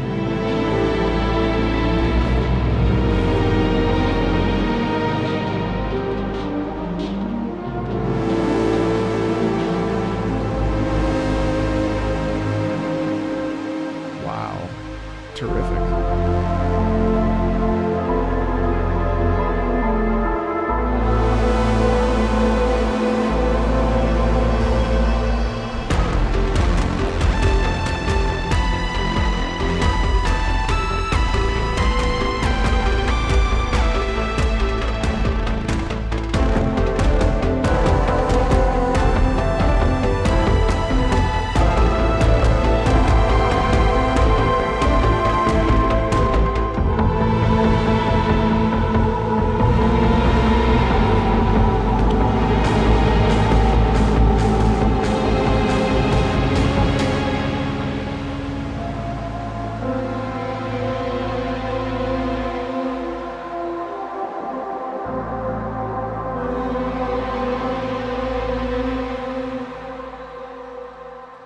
Terrific stuff. That's great. I guess I should bump that up. 8 hours. Could probably pull that off. That's really good. Thanks, Metaloud. BG1, yeah. Thank you for that. Yeah, really good job. Good job, Kremen. Maybe when I'm back from vacation, I will play that on stream for like 8 hours. That was fantastic. I love a good fart synth as well. Also, just a point. I repeat myself a lot because all of this stuff sort of one of the things that I really take note of with video game music is that a lot of tropes happen a lot, and a lot of times they end up just repeating themselves. You know what I mean? Like sometimes when you do a lot of videos back to back to back to back to back, they all start to blend together because a lot of the concepts that are applied when it comes to composition and stuff do tend to repeat themselves. Yeah. So maybe that's like a negative thing about video game music because there are certain like ways of writing, and maybe that's what people mean when they say like, oh well, maybe it's like if people are like it's derivative, right? Or something I've heard before. I played The Promised Consort for this guy, and at the end I don't want to spoil the episode for you, but essentially he was like, that was sort of derivative. I didn't feel like that was really great. Not that he wasn't like, it wasn't like bad, but it's just like something I've heard before. And I was like, wow, this is so interesting because I've been sitting here like losing my mind over this. And it is true. I mean, at the end of the day, like there's only so many ways that you can compose stuff, especially in like classical. And like, yeah, we're always like pushing the envelope ever so slightly. But in general, it's kind of, I don't know. I mean, music is fascinating because people are always coming up with new things. You just have to have like the brain for it, I guess. It's all really interesting. Yeah. All right. Gun Girl Z. Oh, Gun Girl Z. Honkai Gakuen 2. Yanar theme. She is the only planet class Honkai beast and is referred to as a Cthulhu in original form, which is the size of Australia. Oh, okay. She is one of the terrors that has wiped out civilization, including Earth's, on one occasion. Gun Girl Z incarnation.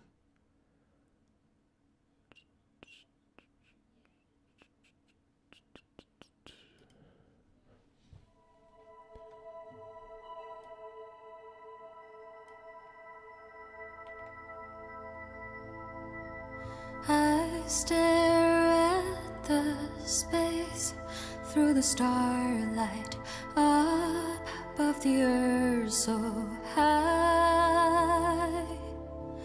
I divide the sea and wait my guest with proceed wind. Look, shadow visitors. Nice little sharp. You see that those are staccato over top. Come to stay with me. Wow, nice slam there. You should not be frightened of God. Who's among you is great and all to keep you from sin. Smite this land. Madness rings about this truly foolish cultists that dance to die.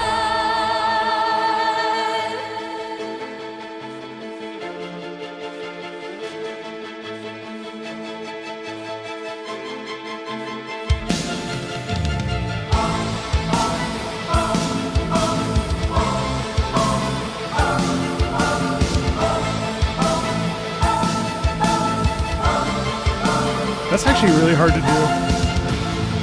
It's really hard to do. It's all diaphragm. Beautiful violin movement there.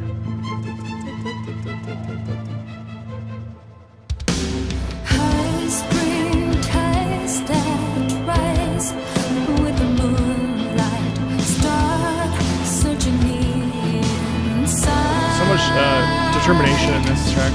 I was wasting away, but it is you. Open my inward eyes. Mini, oh mini, turquoise you fasten, all gonna be voiceless. You should not be frightened.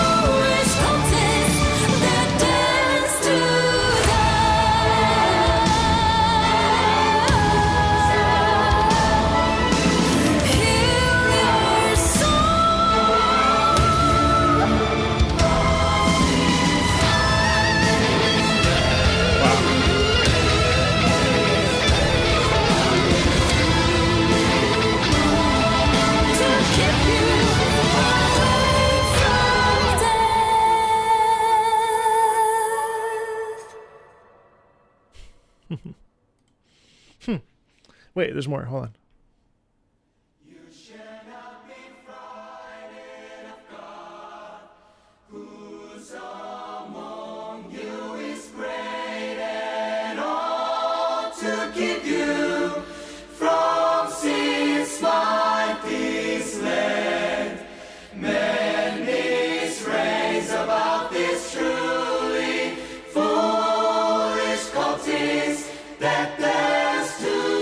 Wow, really nice harmony there.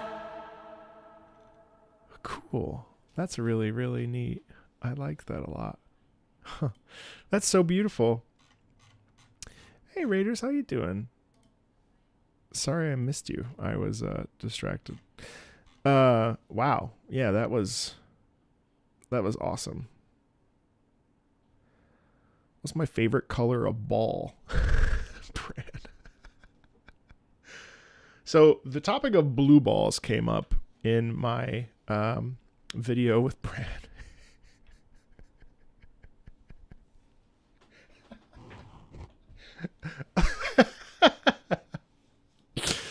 Oh, that's so funny.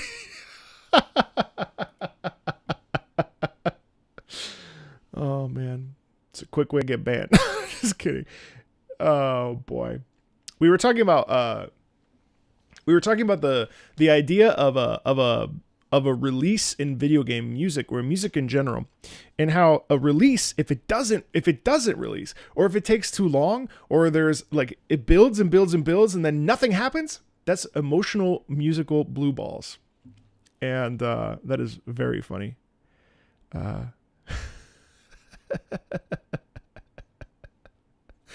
Like you can't go like, here we go, we're gonna go, and then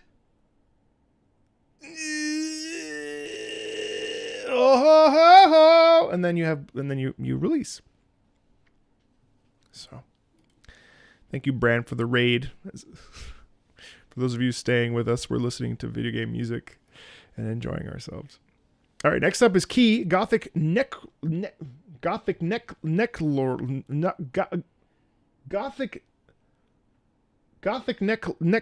why am I struggling? Gothic Neck Lord. Suikoden 2. Yes, this boss is a vampire.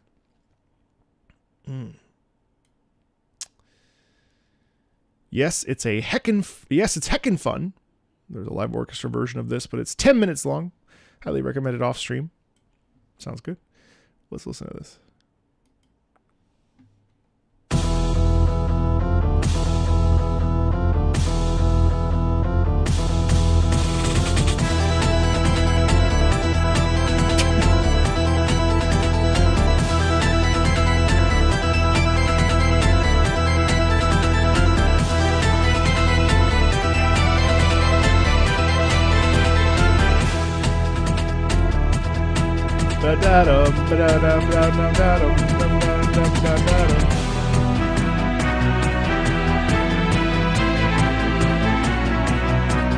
Oh, that's cool.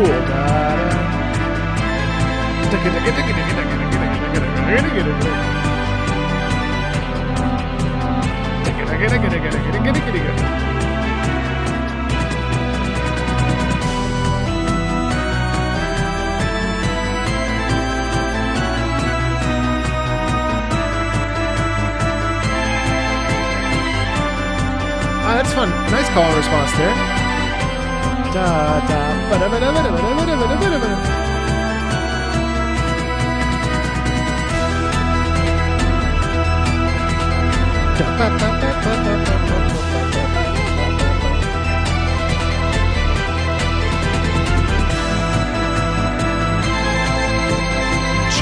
da da cha. This is classic movement. Da cha cha da.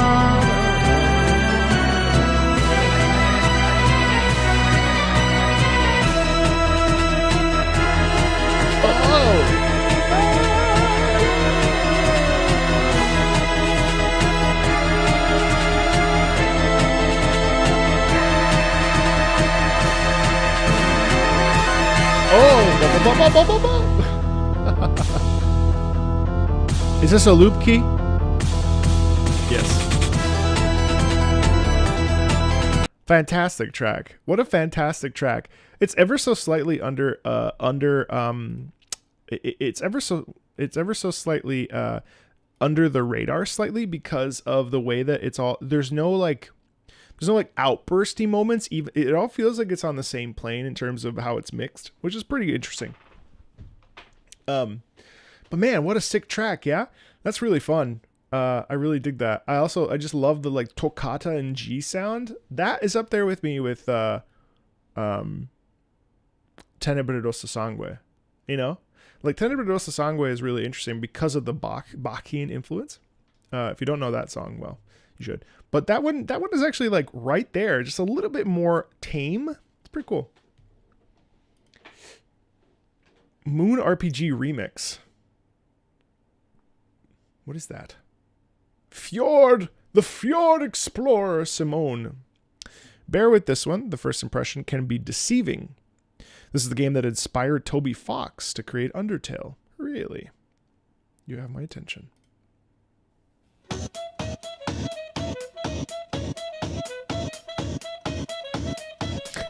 right. Hey, that's fun. I got some mixed meter. Feels like, well, it's certainly off rhythm.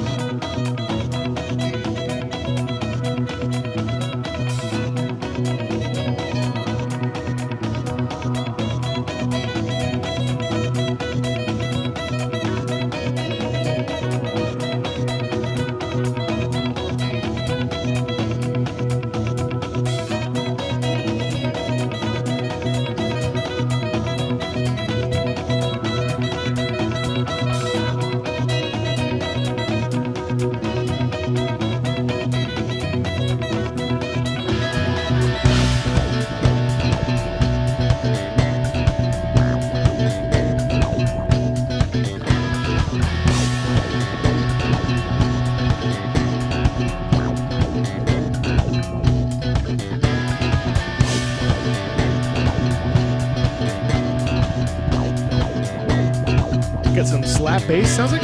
Or we're getting there anyway.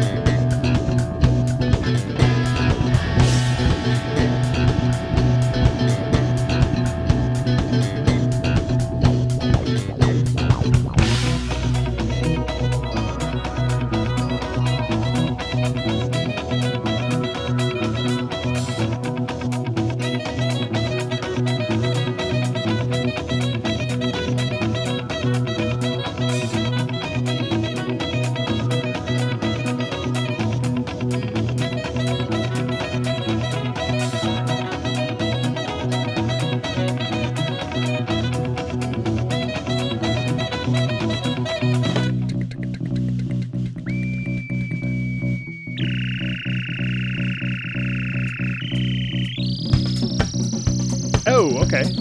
All right, this is awesome.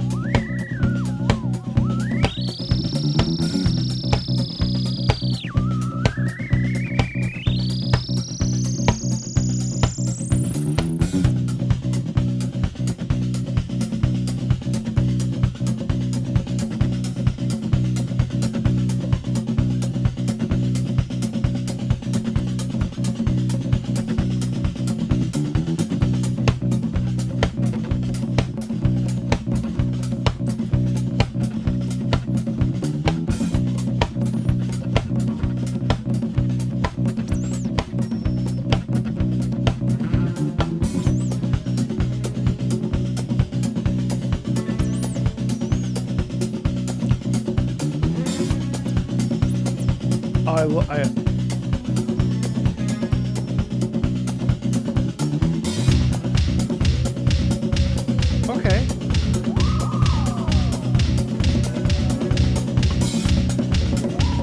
Still some funky rhythm here. We're a little bit off kilter. Thanks, Momo. Other Momo.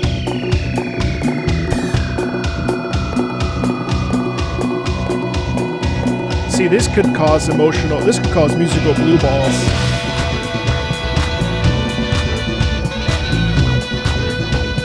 Still a build.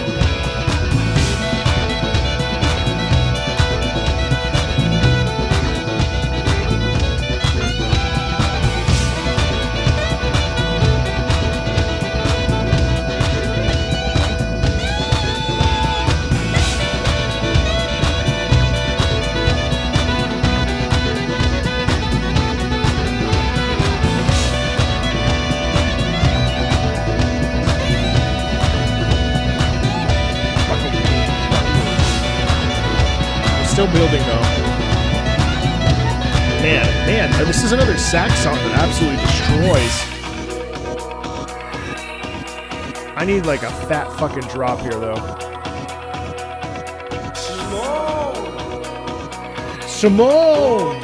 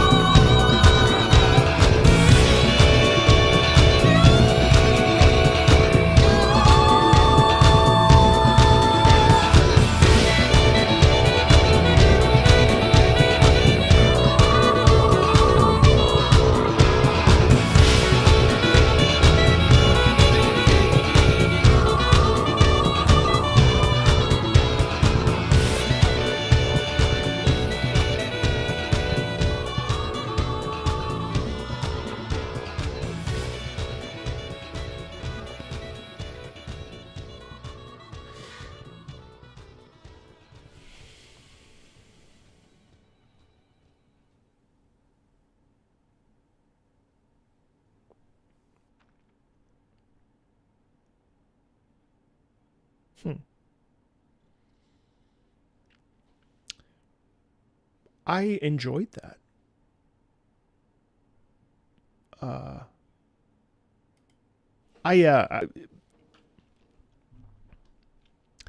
Perhaps we've become too accustomed. Perhaps we become too accustomed to the release.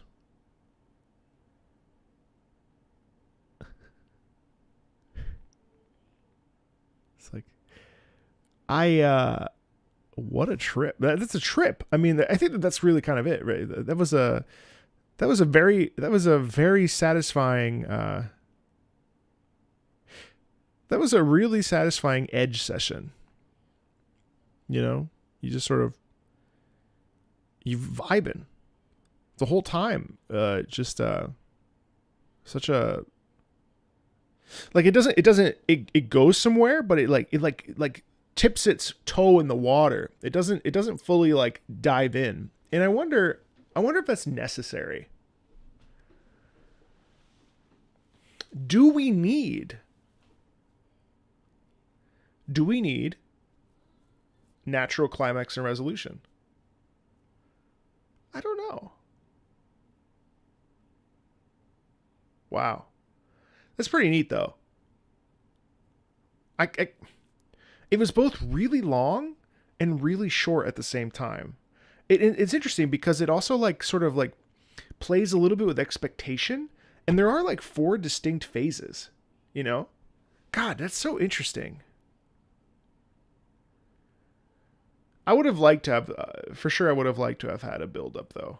A build-up and a natural release, but that's also because I like songs to go up, big fat chunk in the middle, and then down, right? And here, you know what it was like? It was like it was just a natural.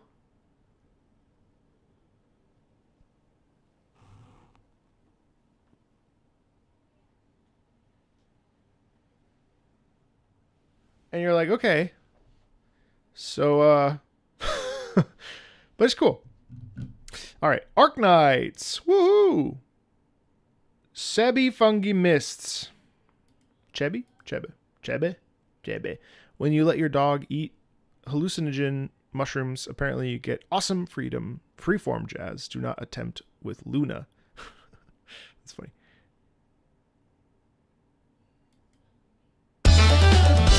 Oh!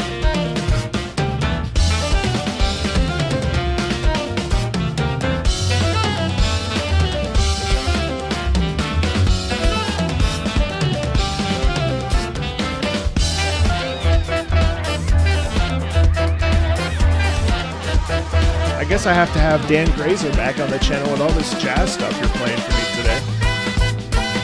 So much saxophone stuff. I could just do an entire episode just with him on this stuff. This is amazing.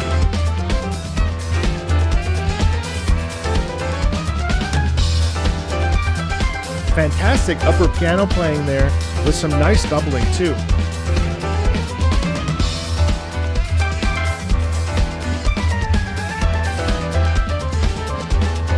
Fantastic piano playing too. Man, cool. That saxophone back there is going absolute wild. Another sax right here.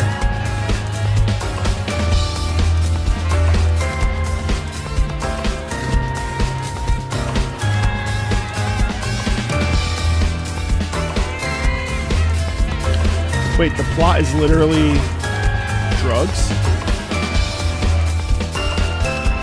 This piano sounds slightly out of tune, which is really satisfying.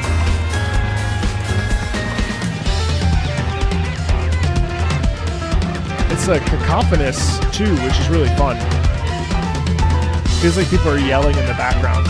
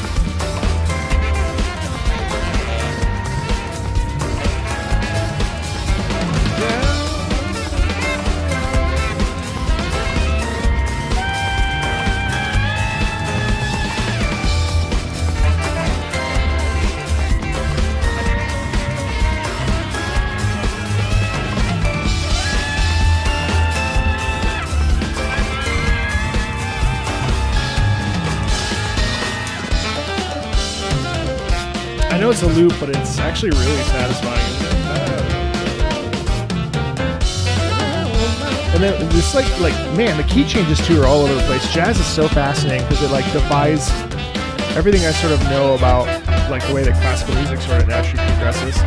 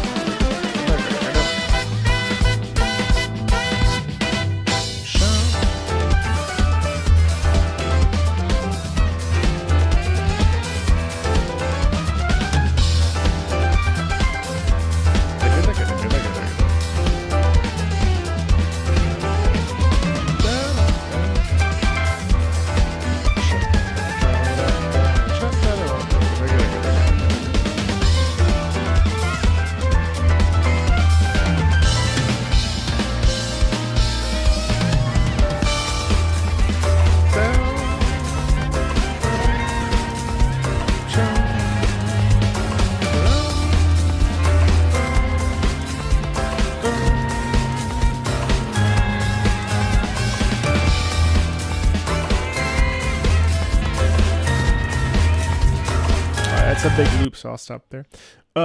So interestingly enough, Prisma here has been dropping a lot of Dante's Inferno actually, and actually I set up my Xbox for the first time in like, I don't know, probably I even gave it to my neighbors. So I was like, "Do you want this?" They said no. So I was like, "All right, I'm gonna download some stuff on this Xbox, set it up again." And Dante's Inferno is actually an amazing fucking game. Dante's Inferno is awesome. It's basically like if you don't like God of War, but you like that kind of style, you'll love Dante's Inferno. I'm really surprised. Also, holy shit, there's a lot of nudity and a lot of hardcore violence in that game. Had no idea. Yeah, it's intense. So this is a battle theme from the game, Bleeding Karen. No, Charon. Wait, Chiron. Wait, Charon? Charon. Bleeding. Charon? Pronunciation? Karen. Bleeding Karen. Karen. Oh no, it is Karen. Okay. All right, just to get that right. Bleeding Karen.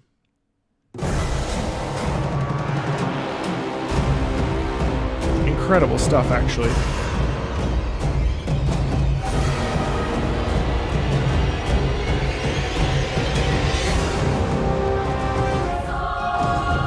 Phenomenal.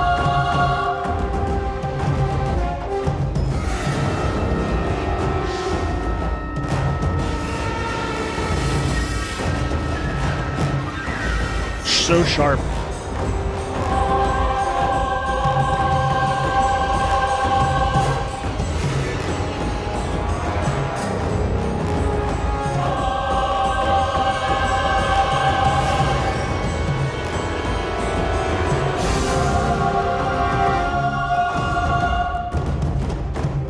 Love the drums so much. The drums are phenomenal.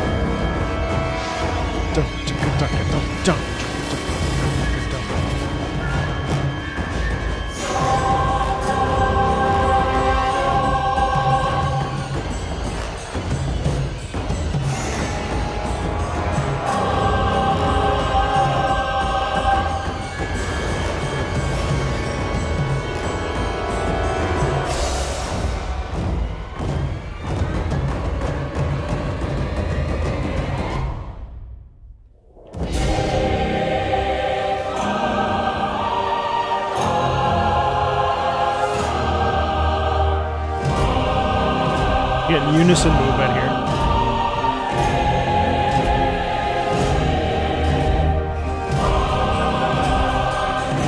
Love the instrumentation so much.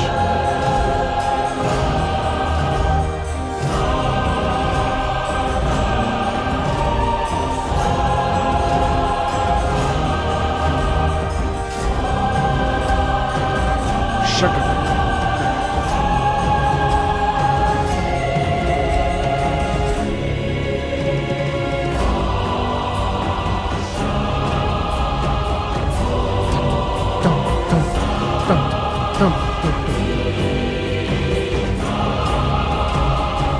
Picking up in tempo slightly. Sharp trumpets there too. The percussion is fantastically satisfying. Man, so many wonderful tracks today.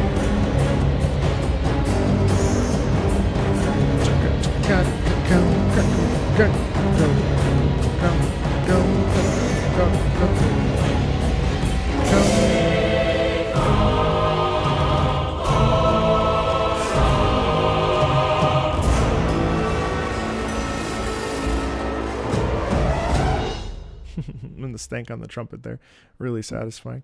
Yeah, I really love Dante's Inferno. It's very fun, and I think because I'm very far away from the hack and slash genre lately, so to go back and play something that's like really like bare bones hack and slash in the best way, where like, you know, QTEs and, you know, stuff like that is really, it's been fun.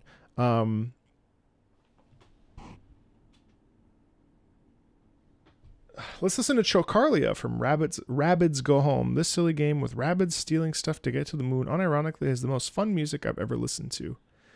Like I can genuinely see this at a party. Let's listen.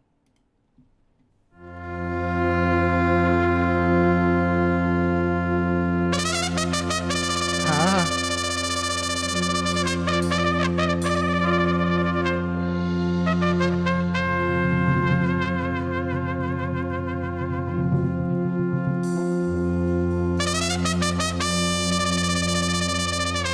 That's incredible. You can really do that too with the technique.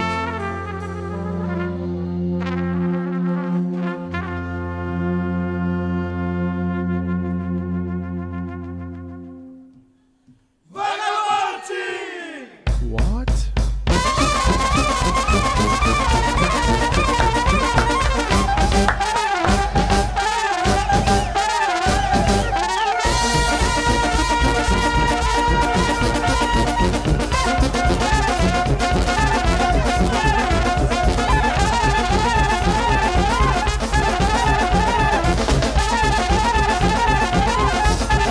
It's like polka.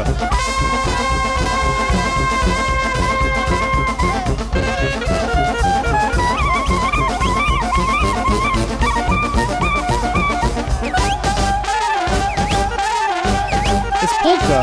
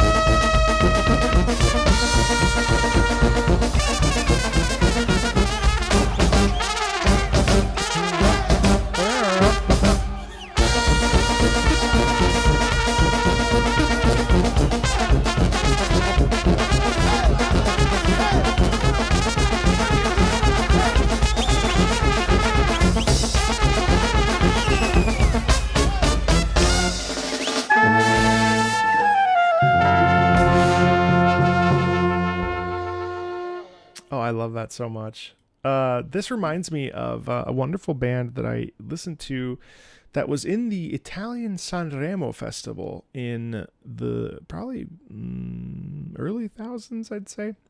They also happened to be in the Borat movie. Actually, you know what? Borat.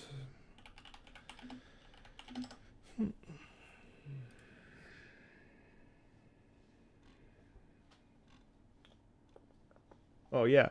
Goran Brevovic. That's who it is, I'm pretty sure. Ederlezi. Yeah. So, Romani, Balkans. Ederlezi is a popular traditional folk song of the Romani people in the Balkans. The song got its name from Ederlezi, which is a festival celebrating the return of springtime, especially by the Romani people of the Balkans. And this music is phenomenal. I mean, we're talking about it like a Goran Bregovic. It's a really interesting soundscape because it is so Bregovic is from Bosnia, most internationally known modern composer, Slavic-speaking modern musicians and composers of the Slavic-speaking countries in the Balkans, and is one of the former Yugoslav musicians who has performed at major international venues such as Carnegie Hall, Royal Albert Hall, and Olympia. Sarajevo native Bregovic started out with Kudeski. Yeah, so it's so cool. I really feel like this music is like a natural evolution of folk music. Do you know about folk music, chat? Do you know like what folk music is? Like why it's called folk music? Because, well, I'll tell you. Folk music is really interesting because it is passed down by people. And I did a course actually in undergrad about folk music, and every region has its music that is borrowed and passed down by rote and by mouth. It's a thing that it's oftentimes it's not transcribed, it's not written down. It's just like sort of this thing that cultures that cultures learn. It's a beautiful, beautiful, beautiful way of keeping a tradition alive through music. And I really love folk music. And yeah, man, this just like unearthed a whole part of my brain that I haven't thought about in a really long time. So thank you for putting this on the list. Chokadlia is, wow, really that was wonderful. I haven't thought about Ed or Leslie or Goran Bregovic in a long time, and you just completely gave me back a part of my life. So thank you. No Straight Roads versus Tatiana. Showdown against final music boss who believes rock is dead, yet her theme suggests otherwise, with a few other surprises. Very underrated game and soundtrack. Each boss has 3 different types of their theme. If you like this one, we'll show you the other versions some other time. Let's listen.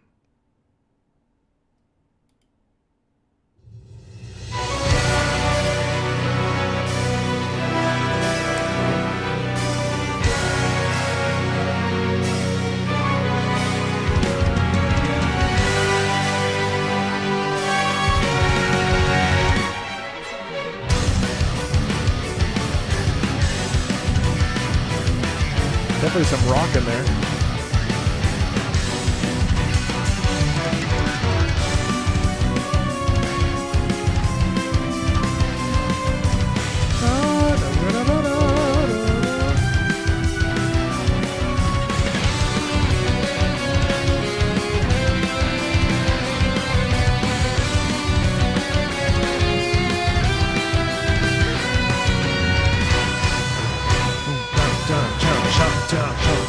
Fantastic. Jump down.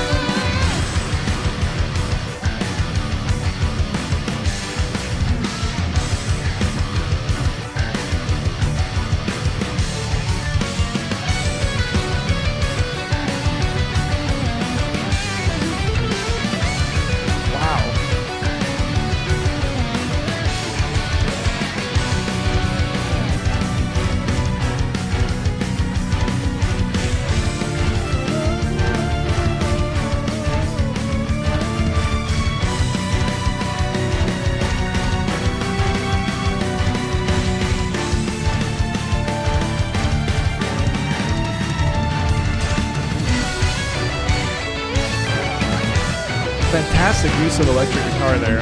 I love how epic this is with the mixing of choral and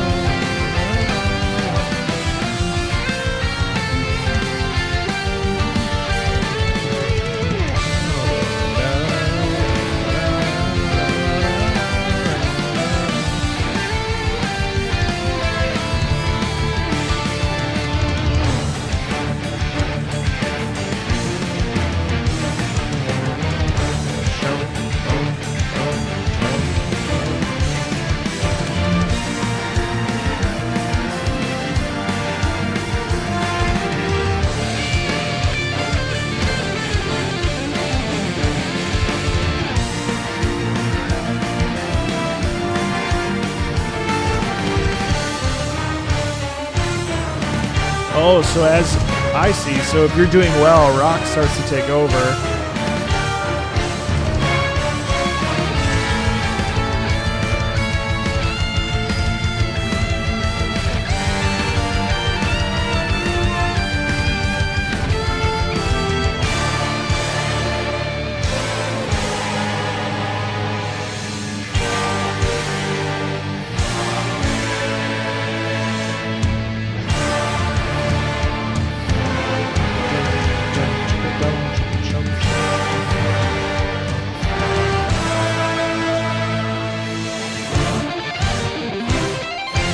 Damn.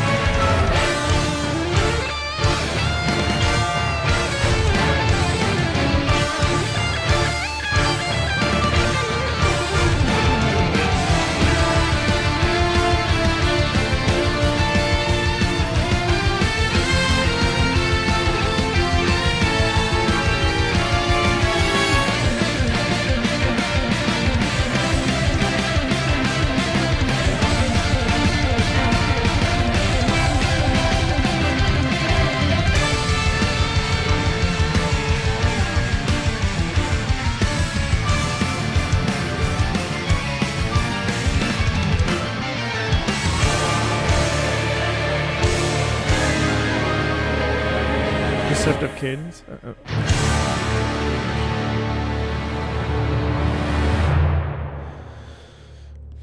What I would say is it's just intense the whole time. I would have liked a little bit more maybe nuance maybe, or a little bit less of just non-stop, but because it starts to blur together a little bit in the ear. But wow, what a riveting piece. I mean, that's really exceptional.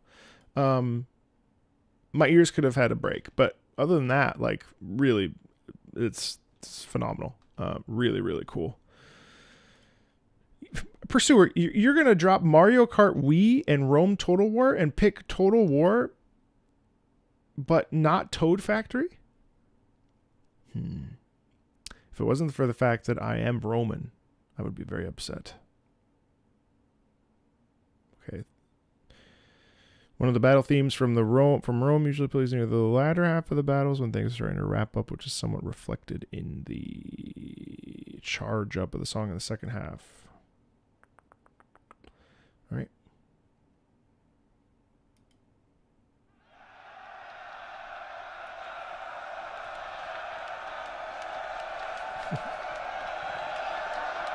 Friends, Romans, countrymen, today is a day for brave deeds. Today is a proud day to be Roman.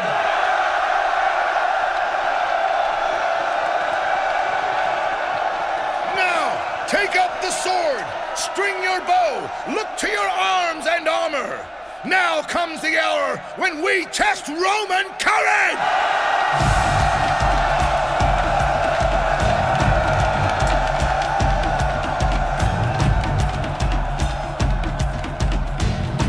Sick drums. Toad Factory. Oh, you're making a joke.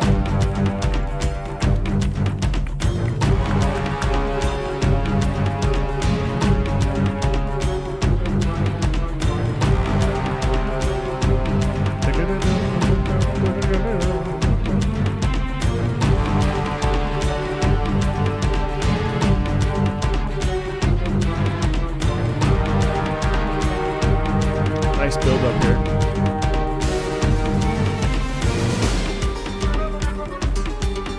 Wow, that's beautiful.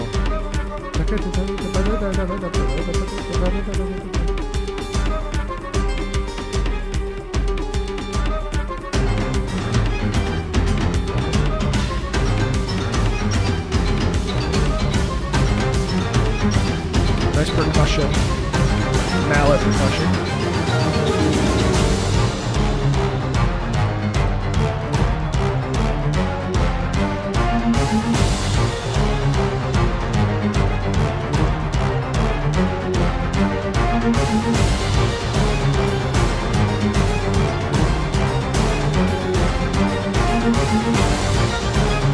Such build.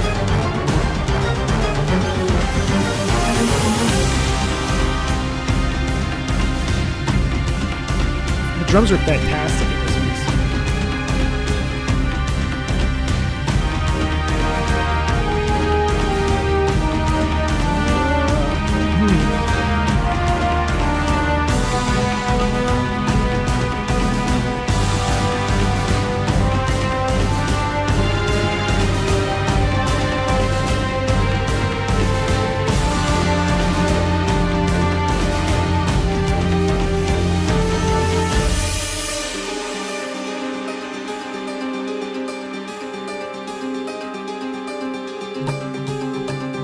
Nice shift here, more percussion. I love a good percussion. Oh, nice.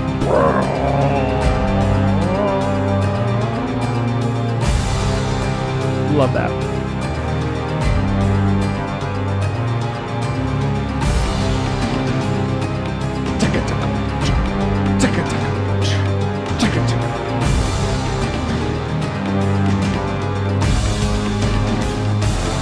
Nice low brass there.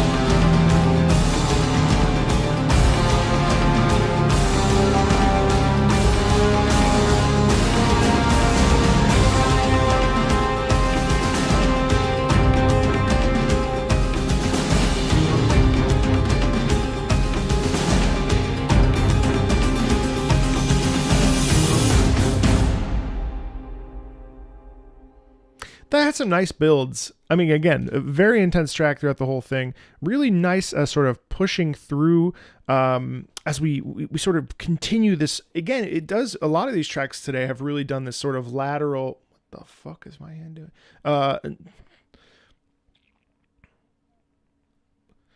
A nice lateral sort of increasing in, yeah, this intensity that's driving us forward. The percussion here was just absolutely phenomenal. It wasn't my favorite track from Rome Total War, but I like the mixture of old and new, if it makes sense. Really, really cool. And thank you, Pursuer, for constantly putting in Total War tracks, because they're really interesting to listen to, and yeah, I really haven't. The last time I played Total War, I think, was Rome Total War, and I think it was in the early thousands when this came out. Yeah, 2003. Yep, sounds about right. Back when I had free time. StarCraft 2, Terran Theme 2. Terran Theme 1 appears on my RTS music video that is not out yet. It should be out next week. We tried to get it out before my editor went on vacation, but alas, Nathan felt it was appropriate to take time off. So I'm glad. He works very hard. So here's a Terran Theme 2.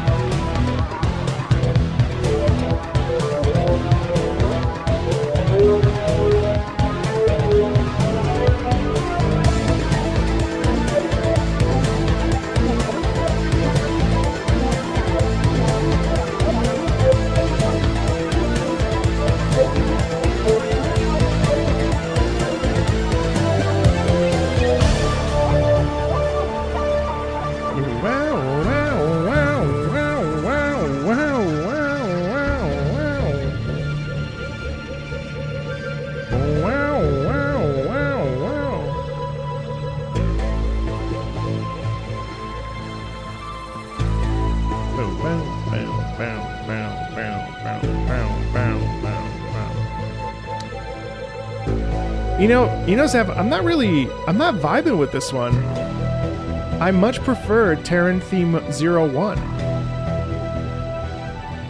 Ah, but there's the reference. Isn't this in This is in 01 too. Da da ya ba da da.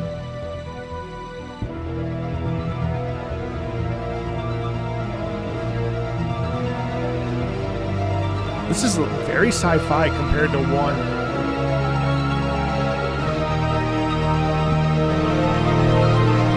Oh, that's a nice build. Oh, that's like seeing the stars.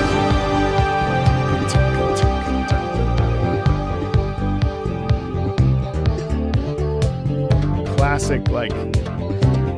Oh, wait, but this is StarCraft 1. StarCraft 2 had a different vibe.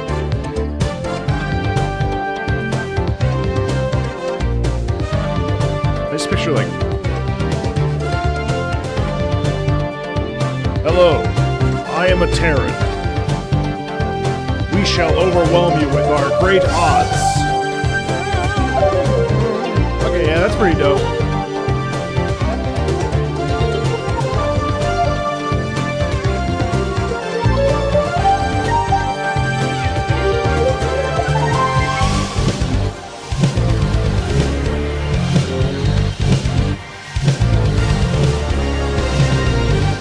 We are unstoppable space heroes. We will put you down.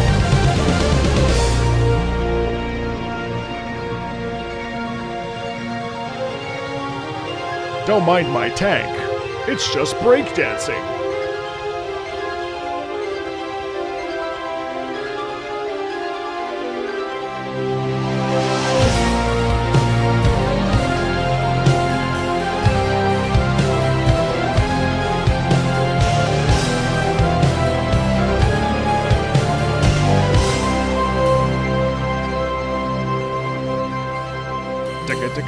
You still get some sci-fi space vibes though, which is really cool. I like that we even Terran 01 has the same style where it feels like it's mix and matching space and sci-fi sounds that we're kind of used to, which is really neat.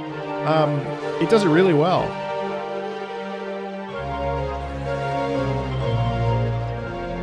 I don't think there was any red alert in that video. There was just gonna give it up. Just gonna give it up. Just gonna give it up or something. Someone asked if I'd listen to any Warcraft 2, and no, the answer is no. I did listen to the Night Elf theme from Warcraft for this video. I'm just telling you what's everything that's in this video, but I'm actually kind of excited about this RTS video. I'm calling it "Listening to Music from a Dead Genre." Obviously, that is a clickbait title, but look for that. Listening to music from a dead genre, or is it just sleeping? Yeah, it's a really interesting thing. Yeah. In any case, as always, patron folks, I just wanted, and everybody who's here, really, it's not, I know these streams have been geared towards patrons, but it's because the patron, since doubling down on it and promoting it, I guess, has gotten quite a bit bigger. And so in order to maximize, everyone, like, to give you the most value, I've had to and wanted to do many more of these streams. I do solemnly promise that there will be more non-patron streams that will be much more general. So that's that. But I do humbly have to say, every time I do one of these, I do have to say how appreciative I am of the patrons that support the channel and make this possible. To pay my editor, he deserves to be paid, and my thumbnail artist, he deserves to be paid. Without them, I really can't function, and it really means a lot. It's your generosity is really appreciated. You could be giving money to any number of subscriptions, whether it's, like streaming software or Twitch or creators or whatever. So I really do appreciate the support, of course. Next Patreon stream will be, the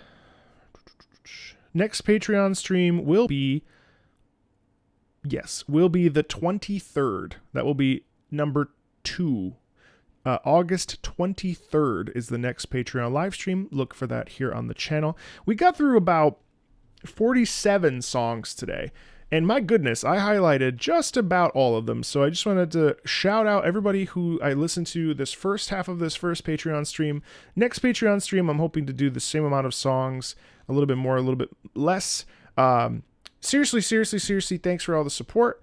And we will see each other on Monday for the next live stream, listening to Yupeng Chen's Fantasyland. If you're watching this as a video, I'm actually uploading this as a separate video as well, so that more people can see these streams, because the live stream tab is a little weird. Stay tuned for that. On Wednesday night, we're going to be doing a ranking of all the Elden Ring boss themes. I'm really excited about that. Kind of put a pin in the Elden Ring content. Sad to see it go. It was a wonderful experience listening to all that music until I suppose I play it on stream at some point. Maybe. And then I go away for a little bit, and then you will see me back here on the 23rd for our next Patreon live stream. Thanks a ton, everybody. I hope you enjoyed it. You're not hidden, because I can see your message. Take care, everybody. Have a great one. Thanks to everybody on Twitter, on X, on YouTube, and on Twitch. Appreciate it. Bye, everybody.